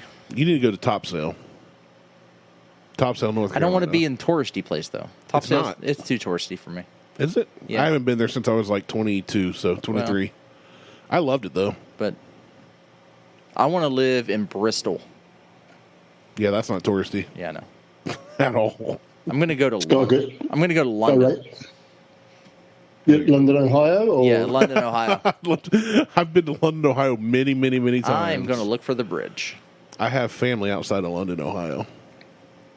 I'm looking for London Bridge. You can't. It fell down. It's gone. My Fair Lady. So dumb. I know. Anyway. I would love to go visit. I just had a friend that went over and she was in, it was like a school thing. She's a teacher or something. I thought she was a nurse. I don't know. But they all went over as a group and had some kids and whatever. But they went to France, England, Italy, Greece. It was like a 3-week trip. But a lot of the pictures she shared, I was like, that looks cool. That'd be cool to go see and experience and witness. And yeah, I think a lot of that old world stuff really fascinates me. I just don't want to live in Ohio. I want to live in... Really? Yeah. I am shocked. Have I mentioned that? I have never heard that from you. I thought you loved it here. No. That's why you keep adding on to your property. I'm just trying... The goal is to get $1.2 million when I sell it. Keep going. Just keep if you keep adding enough to the property, surely you'll just move into the neighbouring state soon enough. Well, eventually, but right. That's going to be a lot of additions. You can move to Indy. No, I don't even want to live in Indy. Like I have a friend Indy's who just lives Ohio in Indy. Light. It's It's like comparing a Miller Light to a Bud Light. Ohio and Florida are basically the same. Except Florida's hotter. It has Florida's gators hotter. and snakes. And Bigger snakes. We have, like, when you do a comparison between, like, Florida man and Ohio man, it is the same shit. It's like... Yeah, that's pretty close, It is really close to crazy. Yeah, I agree with that. Like, it's just, if you live in Ohio, typically you end up in Florida somehow, usually. I mean, look at my sister. She's batshit fucking insane. She's in Florida now. She just became Florida woman. I want to be South Carolina man. You're so dumb. I know. The meds. That's just ibuprofen. Oh, those barbiturates you took? I wish. I should have. I should have taken some fucking Oxy or something. I'm in so much pain. It's been about an hour, hasn't it? My butt's starting to hurt. I can always tell. Yeah. Hour 20. Yep, there you go. Yeah. Over an hour. Jeez. Well, Oh, hang on a minute. You said you were recording at 1, so that was 6 my time, and I got on at 6. Right. Randy showed up like 45 minutes early. No, you asked me to show up at noon. I did, and you said probably noon 30, 12:30, 1 maybe o'clock. 1, Yeah. and I showed up at 12:15. And I told Patrick 1 o'clock our time. Oh. Because you never show up on time. That's fair. I'll give you that. So You I got told me there. Patrick 1 o'clock because I assumed you'd be here at 1 o'clock. So it was 6 a.m. your time there, Patrick? Yeah. When he hopped on, it was 6. Or is it, no, 6 it'd be p.m. 6 p.m. PM. PM. Not a.m. Yeah, because Randy, I'm 1800. sitting there drinking beer. I'm not going to be drinking beer at 6 a.m. It's not an air force. You're British. I don't know. I mean, I've seen Shaun of the Dead. They start drinking early in the morning. Yeah. I know. Well, everyone drinks early in the morning, but normally only if you go to the airport, because that's the law. That's just the done thing. Well, we do that now. We do that in the U.S. too. Yeah. Yeah, The, not to the our airport extent. it's like Not to our extent. No, we get it right. oh no, you guys do everything properly. Pinkies up. But airports are international water. Well, I feel like when you go step into an airport, the only time that matters is your flight time. Other than that, time don't exist. Yeah. It doesn't matter what time of day it is. It's it's like a multiverse. Time is just a way for you to know when to get on your plane. Yeah. That's why you go to the airport early now. I go to the Well, airport. you have to at the moment here because the security is a fucking joke. Yeah. Well, you're flying out. You would be flying out of London, right? Yeah. Yeah. So security at Columbus is not that bad. You can probably get there 45 minutes before your flight and get through you can do security. 30. No problems. Right. So when we flew out of Orlando. Rickenbacker, I could have been there 10 minutes early. Well, and made my flight. Rickenbacker's not a. It's not. Yeah, it's not a big one. That's a military airport. They're not flying international bullshit. No, it's not international. We Or flew to anything else. Destin. But like Columbus, you could probably Columbus International at John Glenn. You could get there 45 minutes before your flight and get through security Easy. in 15 minutes and still have So- 30 minutes before before you even load. Easy. But Orlando, holy shit! You need to be there 3 hours before your flight, or else you ain't getting on that goddamn plane. I don't remember Orlando. Well, that's the thing. A couple of weeks ago, when I was over in Amsterdam, I was in the queue for. I was like 2.5 to get through to get to the security desk. Yeah, that's absurd. That's insane. One of my friends, 6.5 hours. No way. No. At that point, I just move. I live here now. Yeah, I'd be like, this is, That's dumb. I got to find a new job. Yeah, new job, buy new there's- stuff. People got laid off during COVID times and found new jobs or won't work for that same money, and now they're struggling to staff. That's crazy. Well, we're having that same So, issue here. Yeah, and then the thing is, like, with you guys, a lot, like, some of your airports are all like, not be funny, when they say they're international, they're not like international. They're just like you can maybe get a flight to Mexico or Canada. Yeah. Yeah. But whereas every major airport around near me that is an international airport, because there's multiple flights into Europe, into America, heading to the Middle East. Every international is they're just a nightmare to get through security. Well, I would say that some of the international airports around here aren't even international airports. They just connect to another You international got to go to like airport. LaGuardia or Yeah. Like Columbus well- is an international airport, but I don't know of one single flight that leaves the country out from of Columbus. Yeah. Like there may be Yeah, but one you- that goes to Canada. Now you got to go to 3 Atlanta times a year. or You always but end up you- someplace else. International flights for you are state hopping. Yeah. It's just we're gonna Yeah, go to. I we're almost gonna go made to a joke when Michigan you were and- like international flights around here to Europe, and I'm like, from the UK to Europe is like from Ohio to Chicago. Yeah, but it's Like Columbus to international. Chicago, it's like 3-hour trip. I mean, our international flights, out of Columbus would be, you got to fly down to Miami, and then from Miami, then you Then you leave can to go, go yeah. somewhere, or you go to LaGuardia in New Atlanta's York. a big one too, right? It is. I don't know what flies out of Atlanta, but when we flew in there to head to Arizona, we had to fly from Ohio, Columbus, straight down to Atlanta to go straight over to Arizona. Yeah. It's like that makes no sense. Well, it's The shortest distance between 2 points is a straight line. Chicago's Let's the make a worst. 90-degree angle here. there was one flight that I had planned. It was gonna O'Hare's take- crazy. O'Hare's crazy. I had one flight. I was looking to go to Texas to see family there. The flight was going to take me 18 hours to get to Texas. Jeez, you could drive there in that. I had to fly from Columbus to Connecticut to Maine To Connecticut? Hold on. To Maine? to Rhode Island. I was in the New England area. I was going to say, you're To- opposite. And then from there went from Rhode Island to Colorado, then from Colorado to Houston. That makes no sense. It was absurd. And they were like ridiculous layovers. We flew into Atlanta, had I think didn't take that hour flight. to get to our next gate, which is across the Atlanta airport, which I thought, like, I've never been in a bigger airport. I've been to O'Hare once. O'Hare's ridiculous. I went to Orlando when I was a kid, so I don't really remember. I was like 11. But I remember O'Hare. But we flew into Atlanta, and they're like, oh, your gate's completely opposite end of this. I'm like, okay. I didn't realize how far that was. Yeah. Hartsfield Airport in Atlanta is a big operation. Yeah, That's a Delta hub, I think. That one made me kind of go, but this is what real big Delta and Virgin. Yeah, but O'Hare, holy shit. O'Hare's. I was coming back from. But see, I had like a 10-hour wait in O'Hare. So well, I was coming back from San Francisco. I was going to completely different areas than my flight and finding new bars and stuff in O'Hare. I had 20 minutes to get all the way across O'Hare. Oh, that's insane. I got off one flight and had to go to the other side of the airport and had to do it in 20 minutes. I felt like O.J. Simpson jumping for like a rent-a-car commercial back in the 80s. Your ex? Oh no, before that. Detroit's just as bad.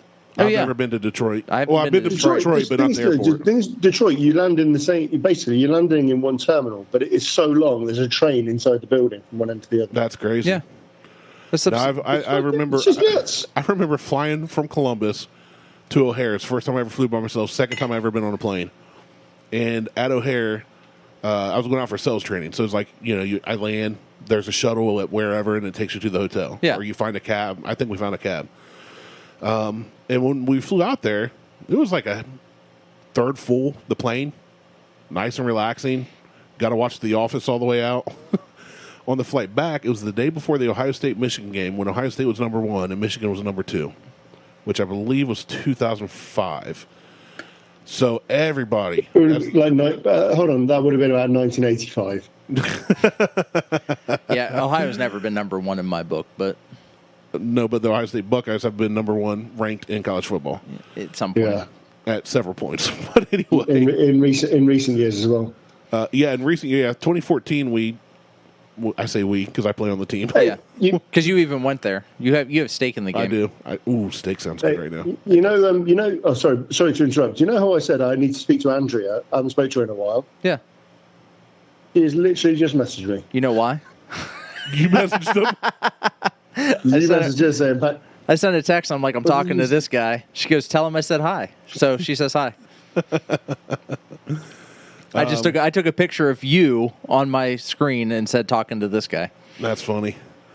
So anyway, that's what I do. I put earworms in people's eyes. When we go to fly back, of course, different people from our sales training were going back to different states. Well, we got dropped off at the airport at 8 a.m. My flight went until 5:30 p.m. So I'm at O'Hare all day. And then as the day goes on, I start seeing more and more Ohio State jerseys, this and that. And then it comes to... I would have been drunk. Oh, plead the fifth. Plead the fifth. They give us a per diem for each day, and Ohio is one of the highest paid per diem states in this company. And I went and bought like lunch meat and bread at a deli and just ate that for lunches or for dinners because they give us lunch at the corporate office. So I made money going to sales training. Yeah. That's usually how most people when I'm at O'Hare, I'm like, hey, free money.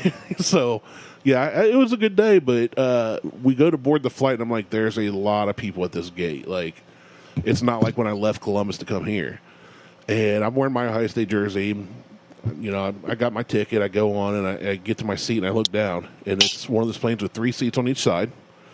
Okay. And I look down, and there's this guy built about like you by the window, guy built about like you on the aisle. And I'm right between them. You're like, I got both these seats, guys. And I looked down at them, and they both looked up at me, and I went, sorry, guys. I had to squeeze between them. No TV, no breathing room, the whole flight home from Chicago. That's like the lesbian I had to sit next to when we were on our way to Columbus. Chicago, where were you flying to? Chicago to where? Columbus. To Columbus, yeah. It's like a 30-minute flight. Yeah. I think it's 3 hours. What? From Chicago to Columbus? Hour and a half. Well, hell, they were in the slow lane. They were driving slow in the left lane then. Yeah, I think it was like an hour and a half. Wasn't it? It's not that. Dude. No, it can't be. It's only a 6-hour drive from here to Chicago. Yeah. That should be like a 30 or 45-minute flight at 700 miles an hour. It had to be longer than that. I'm going to Google and see if Google will tell me. Check a flight tracker. But it's been a while. I mean, I will very most definitely say I could be wrong on the time, but either way. Yeah. I was just all that to say nothing really, which is what our show's about. But yes, O'Hare is crazy. I love the people movers. Stupid. I stopped at one point because I was there all day, and I had To get your steps in by walking backwards on a people mover? No, I was just watching people on it. I was people do some watching stupid shit on this, too. It is an hour and 19 minutes, apparently. All right, well. I said about an hour and a half. Yeah. The first time I said 3, I was wrong on that. Yeah, you're way off at 3 hours. Yeah, at that point, you're definitely drunk. That's a flight to 3 hours is a flight to California. Hey, so by the way, she said, "Fun. You should bring me on as a guest sometime." I'll gladly have her on as a guest anytime. I'll have anybody on. I don't care. Yeah, I don't care. See, that would be an interesting one. You have me, Jason, don't try and call her now. What are you talking about? What? Martelle's trying to get her on right now. I don't know what you're talking about. I know exactly what I'm talking about. No, you don't. You can see the look of concentration on your face. It gives it away. Oh no, I'm looking at my iPad. Yeah. I'm just looking at my iPad. And I'm out of whiskey. I am out of whiskey as well. We should remedy that. Well, we're going to have to... While you're sorting that, I'm going to go and get rid of my beer cans. You got 4. Oh, nice 4 cans there. Yeah, you've got to keep going. Yeah. Might as well. Are you calling right now? I don't know what you're talking about. Shut up. You're so bad at this. I know you did. I'm not even trying to hide it. I know you're not. I'm waiting. Waiting. Fucking arm. You need more whiskey. I might. Let's go. Get the righteous. Or get more of the 26. Hold on, I'm going to call my daughter. Oh, she's running some errands right now. She may not answer.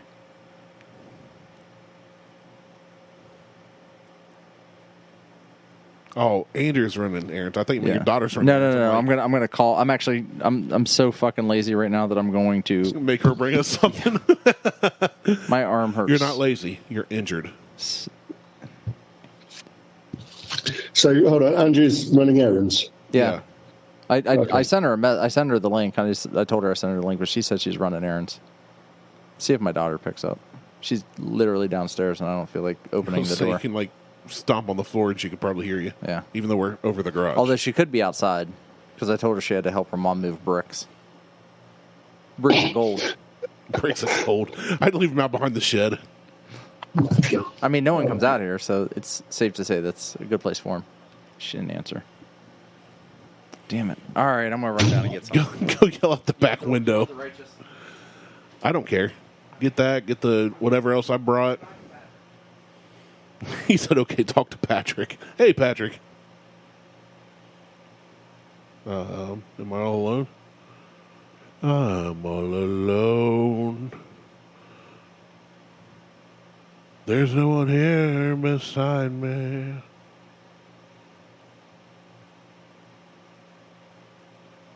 This is great podcasting.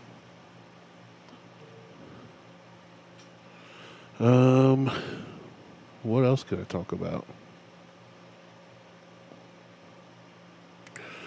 Fulton scored. Fulton scored. I am really bored. Fulton's great. Fulton's great. A year ago, he couldn't even skate. Hey, you back, Patrick? Yeah, sorry, I was having a piss. Oh, hey, no problem with that. When nature calls, Martelle went to run and get something. I don't know what he's getting. So now you can just stare at his closet doors and hear me. Andrew just literally sent me a message. Did you call me? I was like, Martelle did. Oh, man. So, all right, Martelle's back.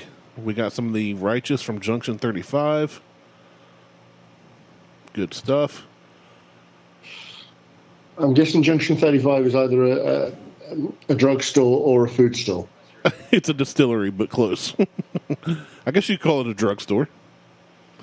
It's kind of. It's a distillery in Tennessee. They make different moonshines, and they did this rye whiskey as a special one-off. It was like 375 milliliter bottle. I think cost me $50 or $60, so I only bought one. It was $60, Ooh. And it is one of the most fantastic rye whiskeys we've ever had. It's really good. I mean, I would have bought more if I'd known how good it was. It's not moonshine. I hate moonshine. Right. But it is. Oh no, you just haven't had the right. You just haven't had the right moonshine. No. I'm with you, Patrick. I'm pretty much in the right country for moonshine, and I have not had.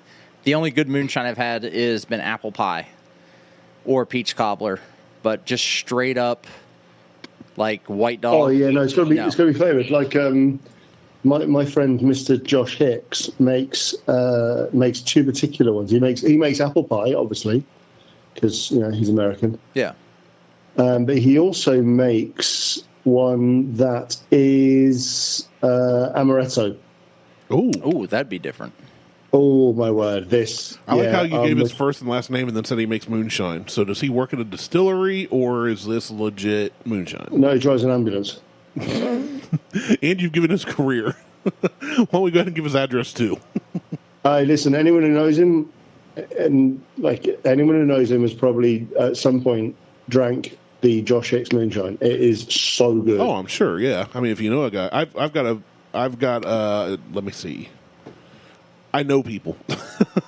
Do you? Yeah, I actually know somebody very close to me geographically that makes some, and he did one.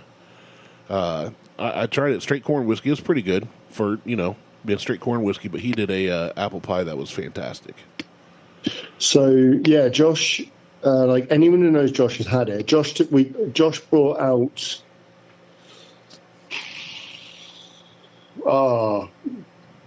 About 9 quarts. Hello? Here we go. Hello. Hello. There she is. I just caught this me is when I was Jannetti. going in the. I just got in the car, See, perfect. so it's not gonna. Yeah, is it? That's where Jason You can't usually see talks to it. us from. Yeah, Jason's Oh. usually in the truck when we call him. Oh, perfect. In fairness, Jason's wife has already sounded more cheerful than Jason does on any of these podcasts. Yeah. What's going on? Who's all here? I just see the two of you. Well, it's Patrick and myself, and then Randy's off camera Oh, okay. because he doesn't have an iPhone, Hello, and I don't Randy. feel like setting something up. Yeah, for him. we didn't. I didn't know anybody else was coming on today. So hey, nice to meet you. I guess. Yeah, nice to meet you. I love your husband. He's very hot. I Do you know if he's single, by the way? agree. He's not. He's not Oh. single, but Bum, bum, I'll put a bum. good word in for you. Well, I do send love messages to Team Hardpoint. Every time Jason shows up in a post, I'm like, God, he's so sexy. Look at that hair. I told him he looks like one of those just for men models, like the one that's like just a touch of gray. He's That's what I said to him. he's like George Clooney if George Clooney was sexier. Yeah. He's got just the right amount of salt and pepper going on. Yeah. It's true. But It's gold. Well, it's gold. She's just we sitting all- there like, yeah, I know. when I met him, Yeah, we all guys, str- this is we why all I strive married to be him. that level. You're right, Patrick. when I met Jason 12 years ago, it was more salt, or it was more pepper than salt. Now it's more salt than pepper. That's okay. Yeah. It's That's okay. and his hair. He's like, yeah, I just woke up and his hair's already perfect. Yeah. When I met Jason, not that long ago, maybe 2017, he stole my future wife. Patrick was trying to steal me, but then Jay got to me first. He's a Well, in fairness, it was more you getting to Jay first than me. Oh man, There's Jason also or that. Patrick is tough because Jason's so hot, but Patrick's got that sexy accent. he does. Andy's 6'8". And he's hilarious. So, wait, Patrick's 6'8"? Yeah. Shut up. He's super tall. He's not 6'8". Randy, I duck for doorways. That's like 17 hands tall. It's like 14 stones. 17 He's hands. 14 stones. 18, actually. But nearly 7. But who's counting? So what have you been up Yeah, to? but- There a dog? Nothing. I'm pretty boring. Nothing. Not So, gonna lie. well, then why didn't you answer I a have call the nothing first to time? contribute. She What? She got rid of her husband for a weekend, and she's sitting doing nothing. yeah. Well, she left the social medias, so I don't Yeah, see walking dog pictures I did. or any of that. I've never I heard of know. social media, so And I need to text you Yep. more because I talk to Jason Hold at on a least minute. 3 times a week. So I need to text you more. I talk to Jason I know. every single time he's on the show. Everyone says that all the time. And Yeah. I threatened to come out to Arizona. How I hot see. is... Go ahead, I do Patty. that as well. Threaten to come out. Well, you said you're getting ready to go there, though. I'm trying to. It's nice that you're visiting a desert in the middle of August. It's a good time to be there. You know, I figured it's the best time for my pasty white British Yeah. to Britishness to head to the scalding hot desert. You're going to bake We'll turn him into a piece of bacon. I was saying it's going to look like Try a it. lobster going back to the UK. Third-degree sunburn. I'm one of these guys. I'm pretty sensible. I'll put on sunscreen and I'll go brown. You don't know what sunscreen is. I don't use sunscreen. Don't use sunscreen. It could be zebra. I'm British. I'm a pasty Brit. I need to use sunscreen. It sounds like that TikTok account, the Be a Man account. He's like, Don't use if you're sunscreen, going from be a the man. UK to Arizona, Be a man. don't use sunscreen. Be a man. Hold on. I have a pasty daughter, and she doesn't use sunscreen either. But she also doesn't go outside. I have a sister-in-law that has a sun allergy. I didn't know that was a thing. Yeah, I didn't know that was. I didn't know it was a thing. Well, I knew. She I wears take it long back. sleeve T-shirts I in knew the that summer was a because thing. it like really mess up her skin. Like I know people. I burnt through a rugby shirt. I completely burnt my back in a rugby shirt up Table Mountain on a vaguely overcast day. And that's made of canvas. That's Holy crazy. It's made of canvas. Your eyes got so big when you said that. Canvas. Canvas. That's crazy. I didn't know you could burn through a shirt. Oh yeah. It was South African and summer lightweight, so it was like, it was like wearing a football shirt. Well, you were in the desert. You were in South Africa. Well, no, I was up a mountain. I was in Table Mountain in Cape Town. One time I blessed the rains down in Africa. Did you? Yeah. All right, Toto, calm down. So what else is going on out there in the desert? You just asked her that and she said nothing. Ask her again. There has to be something going on out there Andrea, in the desert. What's changed in the last 3 minutes? Yeah. Something new has happened. I think what's happened. She's punted Jay off for the weekend to deal with car stuff, and she's actually gone to Vegas. She was just in Vegas. Guys, I'm in Vegas. She's gone back to Wet Republic in Vegas to come party. Yeah, she was just in That Vegas, would but she had a be more fun babysitter. than what I'm currently doing. The only person I've ever seen posting photos from inside Wet Republic in Las Vegas is Andria, and at the time it was Andria Kern, not Jannetti. That's true. Yeah. I just told Liz the other day I need to make a trip to Vegas. That's what I'm planning. I'm planning on. Fun. That's what I'm planning on doing in August. Is going to Arizona to see the Jannettis, and then go on to Vegas because it's my best friend's brother's birthday, and he lives in Vegas. Nice. So I'm going from Scottsdale, Arizona, aka the desert, to Las Vegas, aka the desert. The desert, the Salt Flats. Yeah. You're coming for my birthday, right, Patrick? When is your birthday? August 11th. Oh yeah, no, I might be there. I was going to say the proper answer wasn't when is your birthday. It was, yeah, absolutely. That's why I'm coming there. No. The reason why I'm checking, Randy, is because I'm subject to the Formula One shutdowns, and we get kicked out of our building for 14 days. So I'm planning on using all of those 14 days of just doing random things like going to America. Nice. I've always wanted to go to 1948, so I think I'll try it. Yeah, you should definitely come then. Yeah. So yeah, that's my plan. So yes, Andrea, I will be in and my plan is to be in Scottsdale for your birthday. Perfect. And you can introduce me to your friend who might be living in Europe at the moment. It's going to be there. Yeah. Oh, so Patrick's trying to use this as a hookup. Yeah. That's what it is. This is a really expensive hookup. Andrea, you better give Jason a warning. You better tell Jason. This is what he's doing. Patrick's coming. Well, if he's coming out August 11th, I may come out August 11th also. Well, if you guys are both going on August 11th, I will tell you to have a good trip. Party. Nobody wants me to come out. I've ruined furniture. Yeah, maybe by then I won't be in a sling. That's why I don't get invited to Dude's house anymore. I ruin furniture. I don't get invited to dude's house anymore Fair. because you ruin 'Cause I furniture. ruin furniture. I thought about it a couple weeks ago. If I can cut this How stuff, did I'll you lose weight and ruin furniture? I'll be able to sit and lie by the side of her pool that Jason built. Yeah. Yeah. Well, so What- Randy ruins furniture Hold on. because he's. What do you say, Andrea? Or what did you ask? I said, how did you ruin furniture? Oh, I'm really fat. He's easily 450. I'm really fat. I didn't always be this way. I used to be fat, but then I am still now. Oh. I lost a lot of Andrea, weight, Andrea, hiked if mountains, you- taught Krav and all this, and then I'm not going to get into the depressing side of it, but some shit happened in my life, and I went down a dark place. He ate a and- lot of McDonald's. No, I I hate wouldn't say McDonald's. it's a dark. I wouldn't say it was a dark place. It was a kebab shop. I've never been to a kebab shop, but I wanted to try it. It was Chip Alley, wasn't it? Chick-fil-A. Oh, Chick-fil-A. That's on Sundays. Yeah, and Andrea, we're trying to put this nicely. Randy's a big unit. I mean, he walks backwards, and That's there's the a first beeping time noise. anybody in my entire life has ever said Randy and big unit in the same sentence. Yeah, Randy doesn't have a big unit. He is a unit that is large. Aw. Yeah. Oh no, don't feel bad for me. I did it to myself. Yeah, I'm he well knows. aware. I grew up. I was always a bigger kid, but I played sports and was active.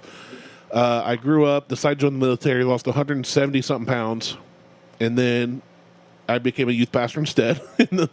Long story short, we lost a couple kids. I almost lost my wife, and then I went for like 3 years. I went to just not moving and drinking heavy every night, and yeah, I don't want to drag the show down though. And, so, and then we started a podcast, I and know. they I started was drinking like, more. I feel like we just like.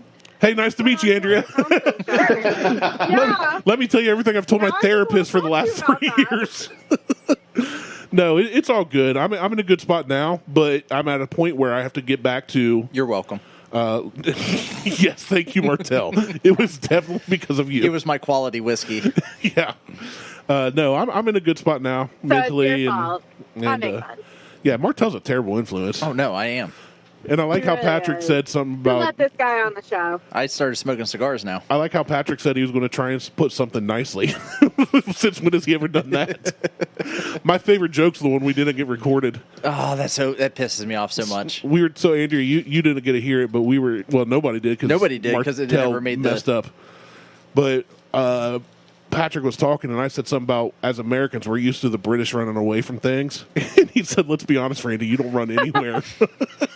And to this day, that's one of my favorite things Patrick's ever said. It's the It wasn't the fact that I had to even Patrick think is about the it. It was king a of Randy comebacks. said it. Oh, no, the comment came. Yeah, it was instant.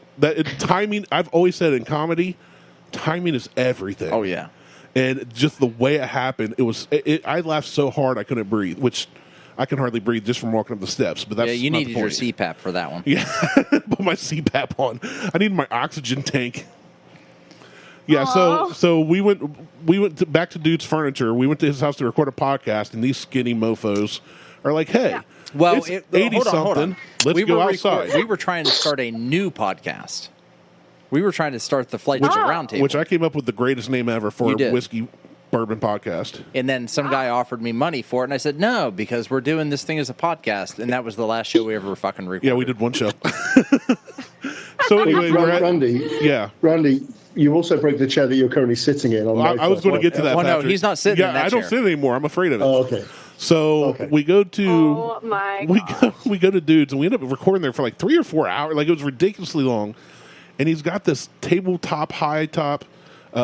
You're showing my like. There you go. You need to lift it up some or something. Yeah, I was going to say you were literally There you were I am. firing it. You were firing that all at little Randy. not Randy. I couldn't see it. I That's the can't- only thing little about me. Yeah. So, yeah, we were there recording, and I'm sitting in this high top chair, metal chair thing, and it starts like sinking in the ground. 'cause it Chinese rained. metal. Yeah, it's cheap metal. Dude's got money. He should have bought better furniture. Also, It his wasn't back, American made. Well, and his back patio furniture is wicker, and nothing says I hate fat people more than wicker furniture. So. Oh. Anyway, I end up like sitting in this chair so long that the spring it had like these spring things on it got kind of compressed permanently. unsprung. And then I got uncomfortable, so I started standing. And we're recording. So I sat down again in another chair. I didn't know until we went back like a year and a half later to a restaurant. We were doing a live show that I ruined 2 of his 4 chairs for that patio set. Oh, jeez. And then there's a chair I used to sit in here. I sat in it for 3 years without issue. And then like last year, well, maybe 6 months ago.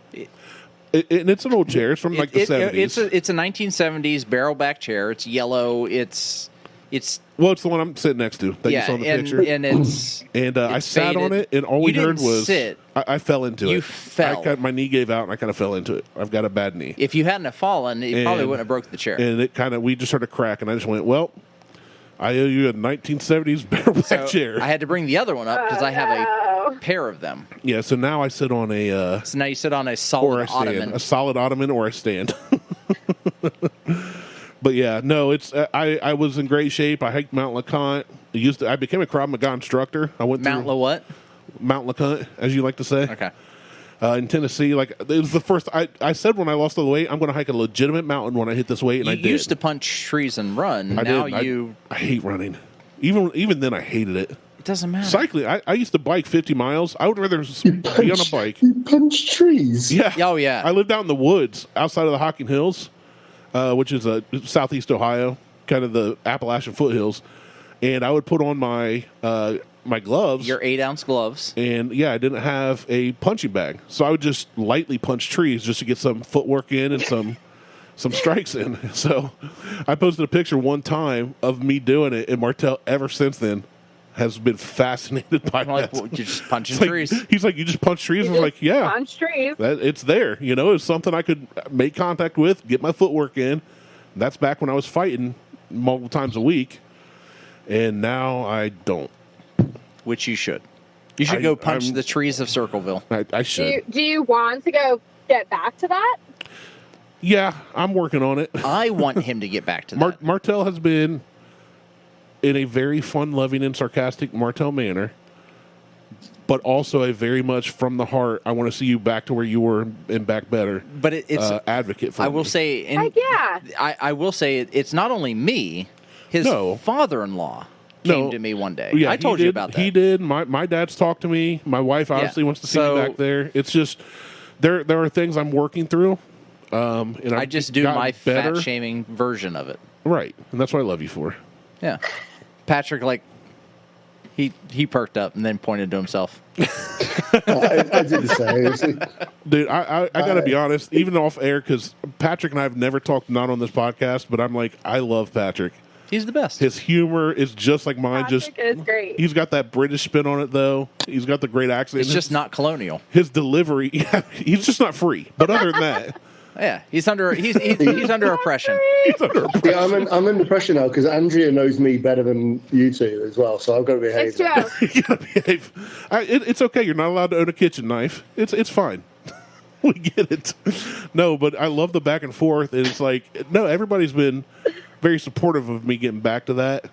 But I've gotten... Randy, I don't know you, but I'm supportive, so... You don't know me. You don't know what I've been through. I don't. You're right. No, I appreciate it, though, for real. And I've heard lovely things about you. So... Well, that's good. Well, no one can say anything bad about her. She'll kick everyone's ass. Not from Arizona, she ain't. She don't know where I live. Well, she can fly there. Don't tell her. Get on a plane and kick your butt. Randy, Patrick's got a kitchen knife. It's not a kitchen knife. It's a barbecue knife. That's not a knife. This is a He knife. said it's a barbecue knife. That's a machete. That is not a machete. Now I'm going to have to go It's get bigger all than my my goddamn head. knives. Get all your knives out. That's not a knife. This is a knife. I got a crisp blade somewhere. That's a kitchen knife. Martelle's got a spear. I got a I'm literally bayonet. I'm sitting with my bag of knives. Jeez.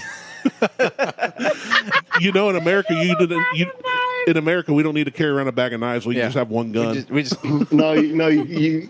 In America, you need a license for knives. You can carry as many guns as you want. right. There you go. That's and you brought a knife to a gunfight. Right, I was going to say. As the saying Most goes, states now allow open carry or concealed carry. well, yeah, Ohio just passed where you don't have to have a license to conceal carry, Yeah, which but- I'm actually not for. I am not for that. I don't like anyway, that. People need to be trained. Well, the concealed carry training is 8 hours in the classroom. Can we not get political again? Because I'm just going to mock you all for, That's the only reason you're on here, Patrick. Have you not here realized to mock us? Well, that and your sexy accent, but yeah. Well, I don't want to mock people, but I do want to have that sexy accent. Hey, but it clearly wasn't sexy enough because Andrea married Jason. Martelle didn't hear that. I don't know what he's doing. He's getting in a little cupboard over here. Of course, he just texted me and asked how many times Patrick has brought up that he stole me from him. That's funny. On this podcast, only 3 once or twice today. 2 or 3.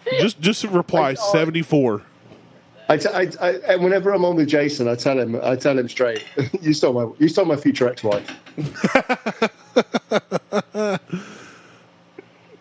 Martelle just got in one little cabinet thing in table he has here in the studio by the chair that I broke. It's cute. It's little, but it's razor sharp. That's so sweet, isn't it? One day you migrate to a proper knife, like that.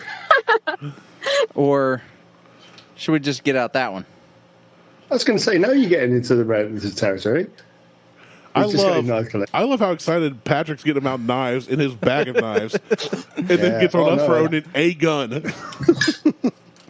He's like, "These are my kitchen knives, but these are Randy, my stab people knives." All of my knives are for kitchen and cooking purposes. Oh no, all of my knives are for assault. That's what I tell the police too, Patrick. Yeah, mine are for kitchen purposes, not shooting up high schools. I mean, I've got all of my knives are for assault. Like every one of them I have is. Well, now wasn't there? I would have to go back because it's been years ago. I was studying this stuff because I get curious about criminal psychology and what makes people do certain crazy things. But wasn't there a case in England where a guy took a knife, same kind of scenario, but he took a knife into a school and killed killed or injured like 14 or he 20 slashed people? a bunch of people on the London Bridge. Yeah, it was the terrorist attack. It was a legitimate terrorist attack. It was an attacker on London Bridge. He injured 14. Yeah. I think something like that. With a knife, right? Yep. Yeah. So why aren't you I'm not against... gonna lie, guys. I definitely thought y'all talked about like whiskey on this podcast, and it's gone real deep. Oh no, it's not just whiskey. We do talk about whiskey quite often, or beer, or bourbon, or whatever. Yeah, they generally talk about whiskey and beer, and then they have me on, and I talk about everything. The British ruin everything. Tea, taxes, all that stuff. No, but like, so why is it? If we didn't take all these things over there, you'd have no culture. Well, yeah, but you had to steal them from somewhere else first. I mean, let's get to the root of it here. You stole it from China, then gave it to us. Thank you. You're Robin Hood. Yeah, just go back to your traditional American Texas Mexican food that you stole. Tex-Mex. It's Mexican food, but we're going to call it Tex-Mex so we can claim it. Oh man! I had one of the best experiences ever in a Tex-Mex restaurant. Andrea, do you know James Lee? Yeah. I went to his wedding. Yeah. And the rehearsal dinner was at a Tex-Mex restaurant. It was possibly one of the greatest nights I think I've had that wasn't at a CrossFit event or anything like that. It was hilarious. That's awesome. Well, it was just a bunch of of the games people and his family and stuff, right? Basically, yeah. I walk in, I'm standing there, and I said to the girl at the bar, I said, "Am I okay leaving my car outside here?" She's like, "This is the middle of nowhere, Texas. Just drive it home later." I'm like, it's going to be one of those towns. By one of those towns, you mean most of America. Yeah. I was also, I think the police officer was sitting in the corner of the pub drinking. Yeah. In uniform on duty. Probably. Yeah. That sounds about right. It was the local sheriff. But I wasn't driving a normal hire car. I had a Toro. I had somebody's Range Rover Sport. So I was like, I'm not driving that after I've drank 15 beers. Ooh, I would. Especially if it's somebody else's. Actually, yeah, especially if it's somebody else's. Yeah, but I was scared. I wasn't sure what my insurance cover was. I couldn't straight line it from the Tex-Mex to the hotel. When you wreck it, you just get out and run. Serpentine. Yeah. So we ended up dropping my car off, and I sit there drinking. I was well up into the double figures of beers. I bought multiple beers for everyone else, and my bar bill was £50. So it's like $75. $7. I don't even think it was that. I think it was like 65. I don't know what the exchange rate was at the time, but it wasn't much. The exchange rate's really good right now. Yeah, it's probably like 65 or $70. And I left them a tip at that as well.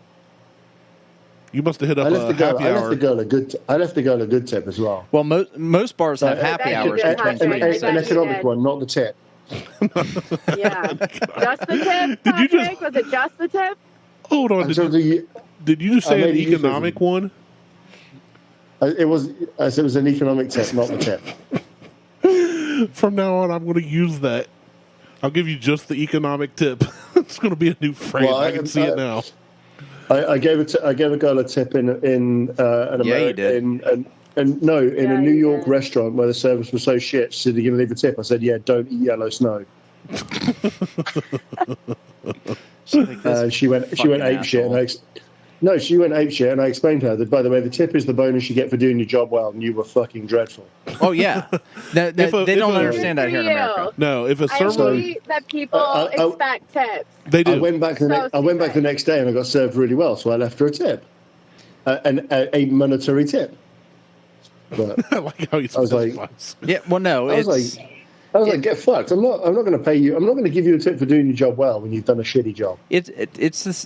We just went through this, like Liz and I. So my birthday was Wednesday, and we went Congratulations, to happy birthday. Yeah, thanks. It's not really an accomplishment. I was just born that day, and I have no control over it. Congratulations. I'll pass the congratulations on to your parents 9 months before. Well, I made it without getting shot. Hey, yes. Martelle, happy your dad boned your mom 9 months for your born day. There we go. Thank you. You're welcome. Good for so your dad. we went out Wednesday, and we went to a place called the Columbus Fish Market, which is owned by Cameron Mitchell. Columbus Fisher. I have a stutter. That's not a stutter. I have a slur. Damn. It's too much bourbon at this point, and not enough of anything else. It's midday there. Fucking hell. You know what, Patrick? Quit judging Saturday. Who gives a shit? Fair enough. Okay. Cool. I mean, it's fucking Saturday. Have you not heard the American country song? Let's do a little day drinking. I mean, if you don't start it in the morning, how can you call it day drinking? Obviously, I forgot the basic rule of drinking. It's 5 o'clock somewhere. Yeah. There you go. Yeah. Well, and I mean, the reality is, if you don't start in the morning, can you call it day drinking? You know what, Patrick? We started drinking at roughly 5:30 your time, so back off. Yeah. Pretty close. So we were at Columbus. Randy, congratulations! I'll buy you a medal. Can it be a chocolate wrapped in metal? It's going to be a participation trophy. No, this is a non-consumable one. I'll buy you an actual. I'll go to an antique shop because we have them here because we have culture, and I'll buy you a medal. Okay, hold on.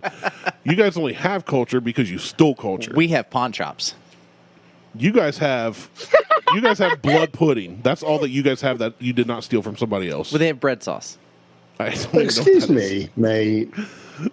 Boys, you boys know nothing. Oh, no, You're right. Hold on. You're right. Don't go, you boys. Go, Randy. Hold on. No, because you jumped in on that. You got to own it. I said bread pudding. Yeah. They have bread pudding. They have you said sausage blood pudding or whatever, as well, blood which pudding. is black pudding. Black pudding. That's the blood stuff, right? No, you said blood sausage. I said they have bread pudding. Blood sausage. Bread sauce. That's what I said. I said bread sauce. Because Patrick and I had this debate already in October. Yeah, we have bread sauce, and you call it gravy, and we have gravy, which is an onion flavored thing. Yeah, which gravy to us can be sauce. chicken, turkey, beef, or vegetable stock. Farm gravy. You got. I mean, there's all kinds of gravies. No, because if you make it properly, use the juice from whatever you're cooking with. You don't need to use a flavor to go with it. Right. So if you're making, Yeah, I can agree with that. if you're making vegetable stock, you just use a vegetable-based gravy. Whereas bread sauce is made from bread. There's no other flavor to it. It's bread. What? How do you make sauce out of bread? Add water? Hey, listen, we're finely cultured people. So, do you guys consider ketchup spicy over there? Ranch dressing. Ranch dressing. Too hot. Muy caliente. No, ranch dressing you don't get over here because it's just shite anyway. I will Martelle agree with that. you. It is fucking garbage. I like ranch sometimes on a salad. I don't like ketchup, and I don't like ranch. So my mum and dad have been away in Jay. Mum and dad have been away in France for the last 6 weeks, and they said to me, "Oh, so do you want anything bringing back?" And I specifically said, from like over in France, Dijon mayonnaise, where you get obviously standard mayonnaise, but one particular store over there sells it with Dijon mustard. We have that here too. It's called Grey Poupon. Oh. Sorry, it's called what? Grey Poupon. Pardon me, yeah, sir. Do you have any Grey Poupon? Yeah, that's not Dijon mayonnaise, my friend. That's I don't know what they put in your mustard. Shit. It's garbage. Dijon mayonnaise is not shit and it's not garbage. Oh no, Grey Poupon is. I've never had it. Yeah, I remember the commercials from the 90s, but I've never had Grey Poupon. It's one guy rolls up to another guy in a Rolls Royce. Mm-hmm. Go to one of your. It's a classic commercial. It is. Go to Walmart or anywhere that sells stuff. I don't shop at fucking Walmart. America. How dare you? Let him talk. Just because I want to. I'm interested about Dijon mayonnaise. Buy some Dijon mustard. Buy a pot of mayonnaise. Mix the two together. It goes great with your fries. You sound as fat as I am, Patrick. You sound so American. But now I want to try that. If I didn't work out as much as I do, I would be the size of Randy. Yeah, but 6'8", so that's like I'm only 6'1". You'd be. I would be a big old bus. Yeah, you do a lot of rowing. Patrick, are there people? I did 6K this morning. I know. Are there people the size of me over there? Like the fucker. I biked a marathon the other day. I went. Hey, no, I don't care what you do. You got to like my posts. I need the Instagram fame. I do like your posts. He said I need the Instagram fame. Motherfucker, I did like your post. Patrick, you and I aren't even Instagram friends. Is Instagram still annoying? Yes. What's going on it's not as bad as Instagram as it was. Instagram is just Facebook for people who want to complain that Facebook's awful. That's all it is. But it's just Facebook. Well, that's true. Real Patty B. Yeah, I've been I liked your shit today. I liked your shit the other day when you were dressed up like a goddamn cat from the fucking Broadway show. Right. I liked your shit when you had a fucking blue rug out in the middle of the fucking woods. Time out. Patrick's giving me hell. There, and I just liked whatever it was that you had from your Garmin. Patrick's giving me hell, and he's a furry. Send me the picture of you like a cat. Oh, there it is. Yeah, look at that shit, Andrea. Why? I'm going with both of them. She said, "Why?" Well, why? I was at Glastonbury Music Festival, and they were doing face painting for kids, and he sat down and got his fucking face painted. No, they were doing face painting for adults, mate. What? It was about 11 o'clock in the morning. I woke up so hungover. I woke up at 9 o'clock. Walked to the first bar I got to, got a pint of cider and a bacon sandwich, and just cracked on again. And then me and my brother went and got face painted because it's Glastonbury. You can do it. No one gives a shit. You got shit face painted. Yeah, you did. That's awesome. Oh no, mate! Catface Glasto, mate. Catface legendary post. You're saying this like I know what that means. I like most of your posts. Hold on, I went to Instagram and put in Real Patty B. I was looking. Yeah. And it's bringing up a how'd you spell Patty? Patty. DD. No, it's not Patty. I know. Patty. I know. I did it wrong. I remember St. Patrick's Day and all that. I'm sorry.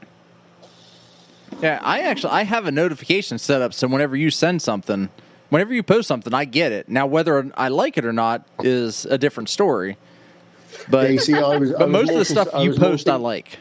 There, I just followed Patrick. I was more thinking about my my business account, my Rowing by Patrick one. That one I do not follow. I just followed Patrick and I got to the cat picture. You look so hammered. I love it. Oh, dude, this is like 11 o'clock in the morning. I was definitely hammered. And you're talking to us about drinking at 12:30? Yeah, but there's a time and a place for it. I was at Glastonbury Music Festival. Well, there is a time and place for it. We live in Ohio, so... And we record a podcast every day around 1 o'clock. Well, every Saturday around 1 o'clock. I was at something that's probably about 1.5 times the size of Woodstock. 1.5 times the size of our podcast. So 7 people. So 7 people. 7, yes. At least. Oh, Lexi's on Spotify and it popped up on my phone. Yeah, she's probably listening to something in her room. I'm going to change it to like Ether Vocal Band. She will come in here and beat your ass. How would she even know? She'll be like, what the? First off, your daughter is so skinny, if I sneeze, she'd fly about 30 feet. The strength that she imbues is fucking stellar. Did you get a word of the day calendar? Yes, imbues. That Dick's word. was quite the word. Now, if you really want to piss off somebody and get your ass beat, I ain't messing with Liz. Don't even fuck say with it. Harley. Oh, I can see that. Here's the thing. Harley won't fight me. Oh, Harley will stab me when I'm not looking or poison me. She's shady as hell. Build a nail bomb and put it under my truck. You have to watch out for that second child because they're the ones who are always fucked up. Agreed. And Harley is... Well, technically, Judd's our 4th child. Forget about them. Yeah, Harley scares me some days. Technically, Judd's our 4th child because our second one died, so thanks for bringing that up. But I would agree that our second living child... You brought that up. Not me. See, this one, I was just talking to my friends last night. We were talking about dark humor, which you sent all those memes. I did. And I was watching comedians in cars getting coffee. And they said, when tragedy strikes, we're already writing jokes. But again, timing's everything, right? You have to know how long to wait. Right? Right? That was Guilford Godfrey. Well, they were talking about an old comedian, and they were playing these Germans, right? Like 6 years after World War II ended, there's a sketch where there's this German family, and in the background's a picture of Hitler. I think Patrick just died.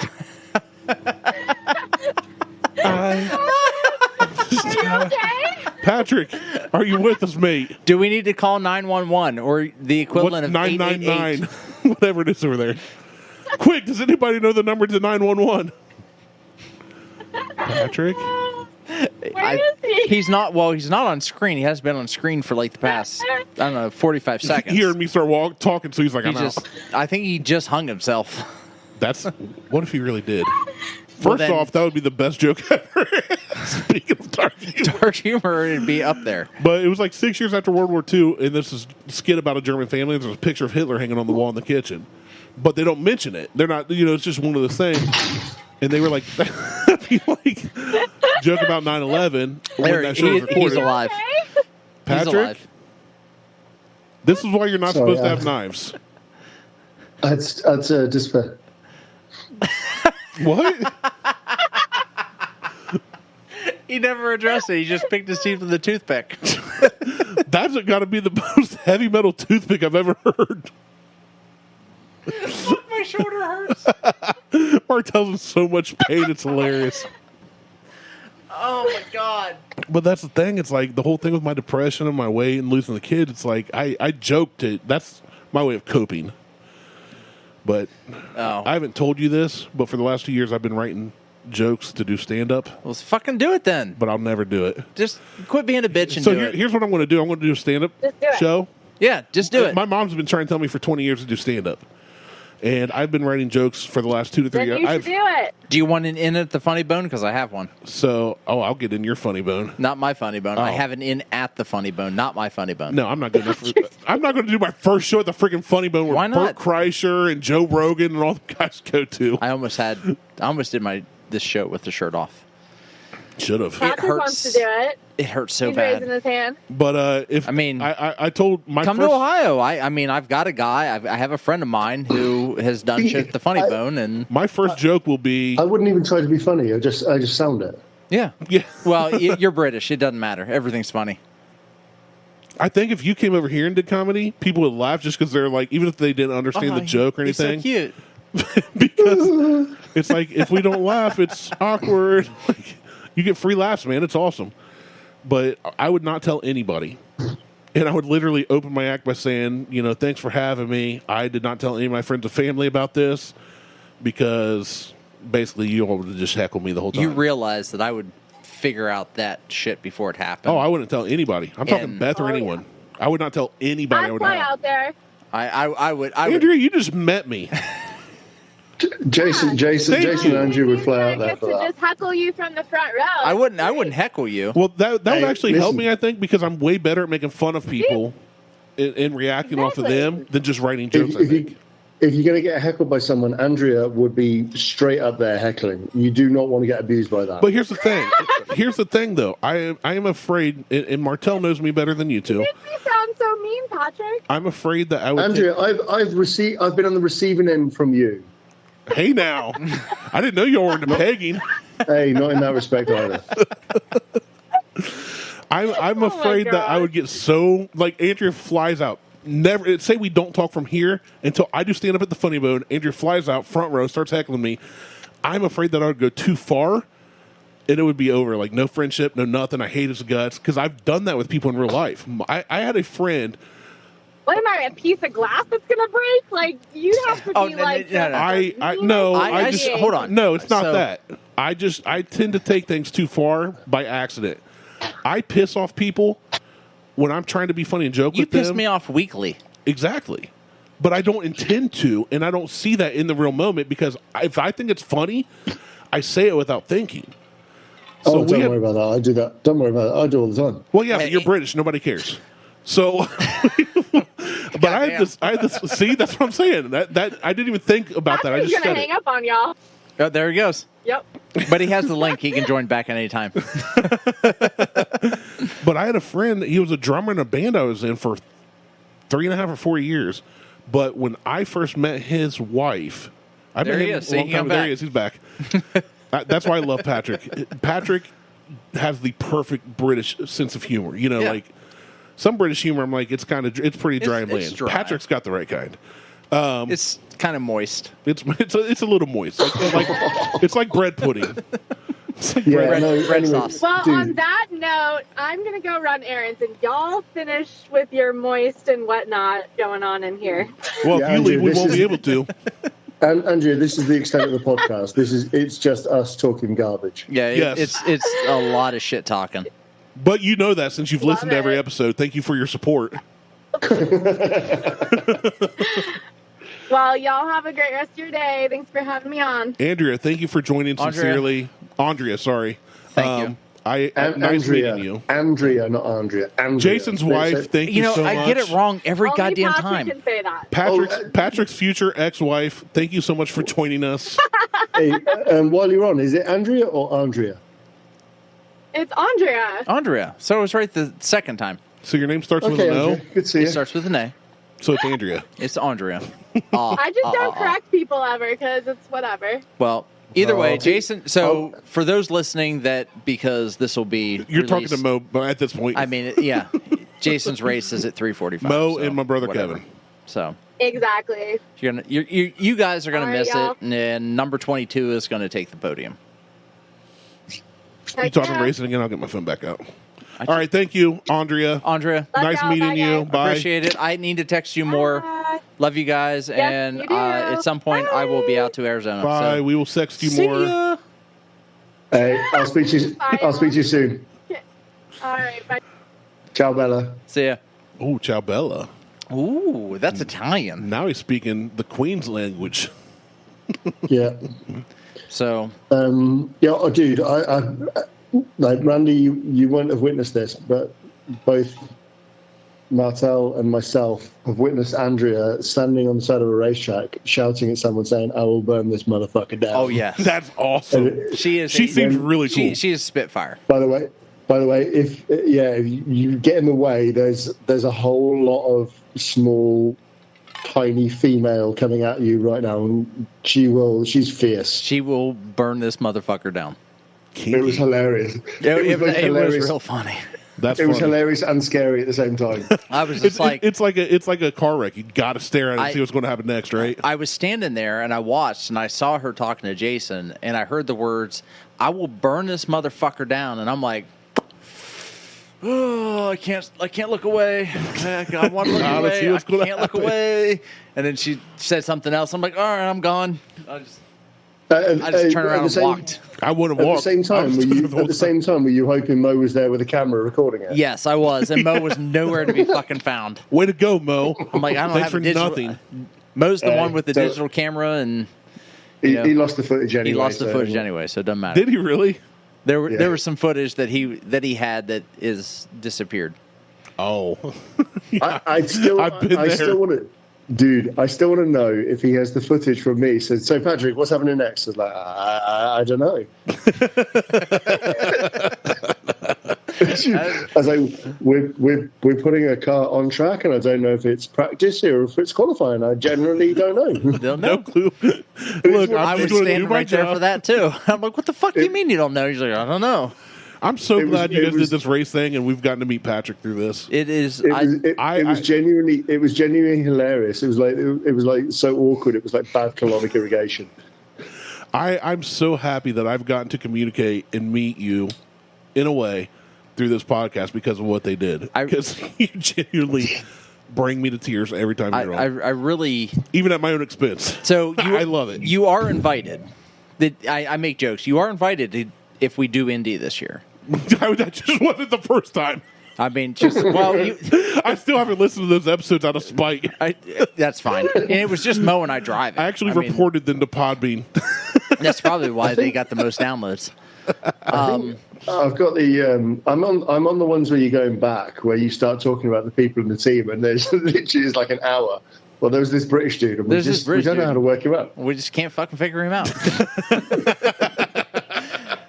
Like it is 6 hours of just podcasting for those couple shows where Mo's like, all right, hold on, got to restart, and he would literally restart the recorder, and we'd just pick up on something else. Yeah, and I'm just like, holy shit. So I love Mo too, man.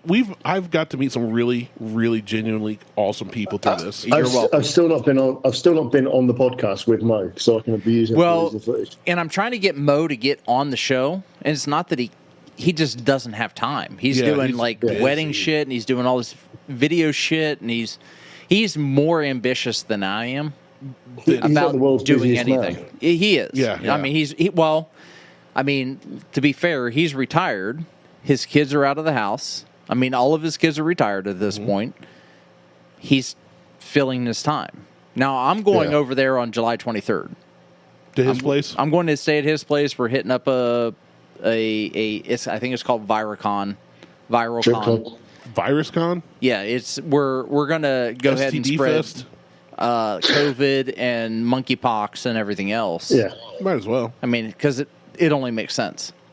But I'm going to go hang out with Mo, and I think we're going to record a show while I'm there. Sans Randy. Oh. I mean, we may call you, but we may not. You won't. It'll probably be 2 a.m. You'll still be up. Yeah, I'll be up. More than likely. So, I may not be coherent, but I'll be up. Yeah. So. Boys, I've got to go. Perfect. The abrupt leave me, so my time is due. I've got to go. My mum is cooking my dinner tonight, so my dinner's about ready. Oh, she's making you chicken nuggets and some mac and cheese? It's dinosaur chicken nuggets. Steak. Ooh. God damn it. Well. I'm going to the neighbor's house for a graduation party. Okay. So Patrick, always a pleasure. I'm going to say thank you very much, boys, and I will speak to you next time. That works. Thank you so much. All right. Thanks for calling in, Patrick. Yeah. No worries, buddies. Cheerio. No worries. Hey, have a good evening, and I will speak to you soon. Sounds good. Later, man. All right. See you, Patrick. That was awesome. That was fun. That was good. I was not expecting Andria to be on the show. I mean, the race talk, I did zone out. That's fine. I literally turned my mic away from me so I wouldn't make weird mouth noises. So Jason and I talked about that, and if you just learned it doesn't interest me at all. I understand it doesn't interest interest you. It's not about you. learning it. But if you need to make it interest you. No, I don't. You need to make it interest your butthole. Let's talk baseball for 2 hours. Fuck baseball. No one gives a shit about fucking baseball. Nobody gives a shit about racing. Right. No one gives a shit about baseball either. The only thing that people care about is football. Not true. No, more so than ever. If you talk to somebody about football, racing, or baseball, the only people who are going to give a shit is about football. Fucking baseball has too many goddamn games a season. They're 250 games in a fucking year now? It's a lot. Way too many. Reds won last night. And racing is not populated enough because it's not mainstream. NASCAR isn't even fucking... I don't know what NASCAR is. NASCAR is the same thing as NASCAR. Motorsports. I'm going to grab a across cigar and go to my neighbor's house and states fucking enjoy his graduation party. Free food. You're going to grab a cigar and go to your neighbors and Enjoy free food. enjoy his graduation party. Yeah. You mean his kid's graduation I don't party? give a fuck who- Or are you friends with an 18-year-old? Yeah, I'm friends with an 18-year-old. Well, at least he's legal now. He's better company than... I was watching Andrew Schultz on YouTube, comedian, Yeah. and he saw these young kids right up front and looked real young. He's like, "My man, how old are you?" And he goes, 21. And he's talking, joking with him about his age. He's like, "You look like you're 12, blah, blah, blah." And he goes, "How old she is?" Here he goes, "Is that your date?" And he goes, "Yeah." And he goes, "How old is she?" He goes, "Just turned 18 yesterday." He goes, "No. You never say just turned 18 yesterday. If anybody asks how old she is, you say 18 with confidence." And then he goes, hold on. He goes, "So you hitting that yet?" And of course the kids don't answer and the crowd loses it. Yeah. And he loses it. And then he goes, "Is it any better than when she was 17? Don't answer that. Yeah, that's... ugh. We Andrew Schultz is hilarious, though. Andrew Schultz is hilarious. He has a podcast called Flagrant. I didn't know he had a podcast. He has a podcast with two other guys. Well, it's actually three other guys. That's more than two. That is more than two. But only... It's an Indian guy in Andrew Schultz. And there's two other guys on the show that make commentary. So there's four guys on the show. So there's four guys... Well... One of them's probably like a producer. No. One of the them's producer's the- behind the scenes. Okay. So there's two guys. And It's then Andrew Schultz And they each have a fluffer. and an Indian guy. And then there's two other guys that kind of sit off to the side and they laugh. They're like the Muppets, the hecklers. Kind of, yes. They They just- laugh. They'll make comments every now and then, but they don't join in on the conversation. This podcast is filmed in front of a live studio audience. You'll have to... No. You have to watch it. It's the way I'm that gonna it's look it set up. up. But they had Rogan on. Oh, jeez. And Rogan and Schultz would be great. Rogan shows up, and he's like, "Oh my god!" He goes, "You guys, this isn't even a fucking podcast." He goes, "This is a goddamn set." It's like a full production. He's like, "This, you got fucking a TV production." show. He's like, "You got production going on here. Like, this isn't a podcast. You took it to the next level." Well, then he's like, he brings weed with him. Of course he does. Rogan does, Yeah. because he's a pothead. Whatever. Well, he gets Schultz to smoke some weed, and they're like, "Yo, you don't want to smoke." He'll like, Schultz just he starts hitting the shit, and then they start smoking cigars, which I am a huge fan of Foundation cigars. You've mentioned this the last 7 podcasts. I know. And you've been making a lot of posts lately about it. It couldn't have been 7, because My Father Cigars I exaggerated. and Foundation Cigars are two different companies. Okay. My Father's is what I've been smoking recently, but Foundation cigars are amazing. Now, Still Rogan never had one. They Foundation made a cigar for Rogan. They Okay. are a Joe Rogan podcast cigar. It's just a big old fat stogie. It's for him. You can't buy them anywhere. It's weed. It may be. Who knows? It's weed. But not a cigar. I've had the Foundation cigar Tabernacle and the Charters Oak. Fantastic. Great, mild to bold cigar. I wish I had one now. I'd take it over to the neighbor's house. But all I have is My Father's right now. So My Father's, you suck No, compared to they don't. Foundations. That's all we have now. They don't.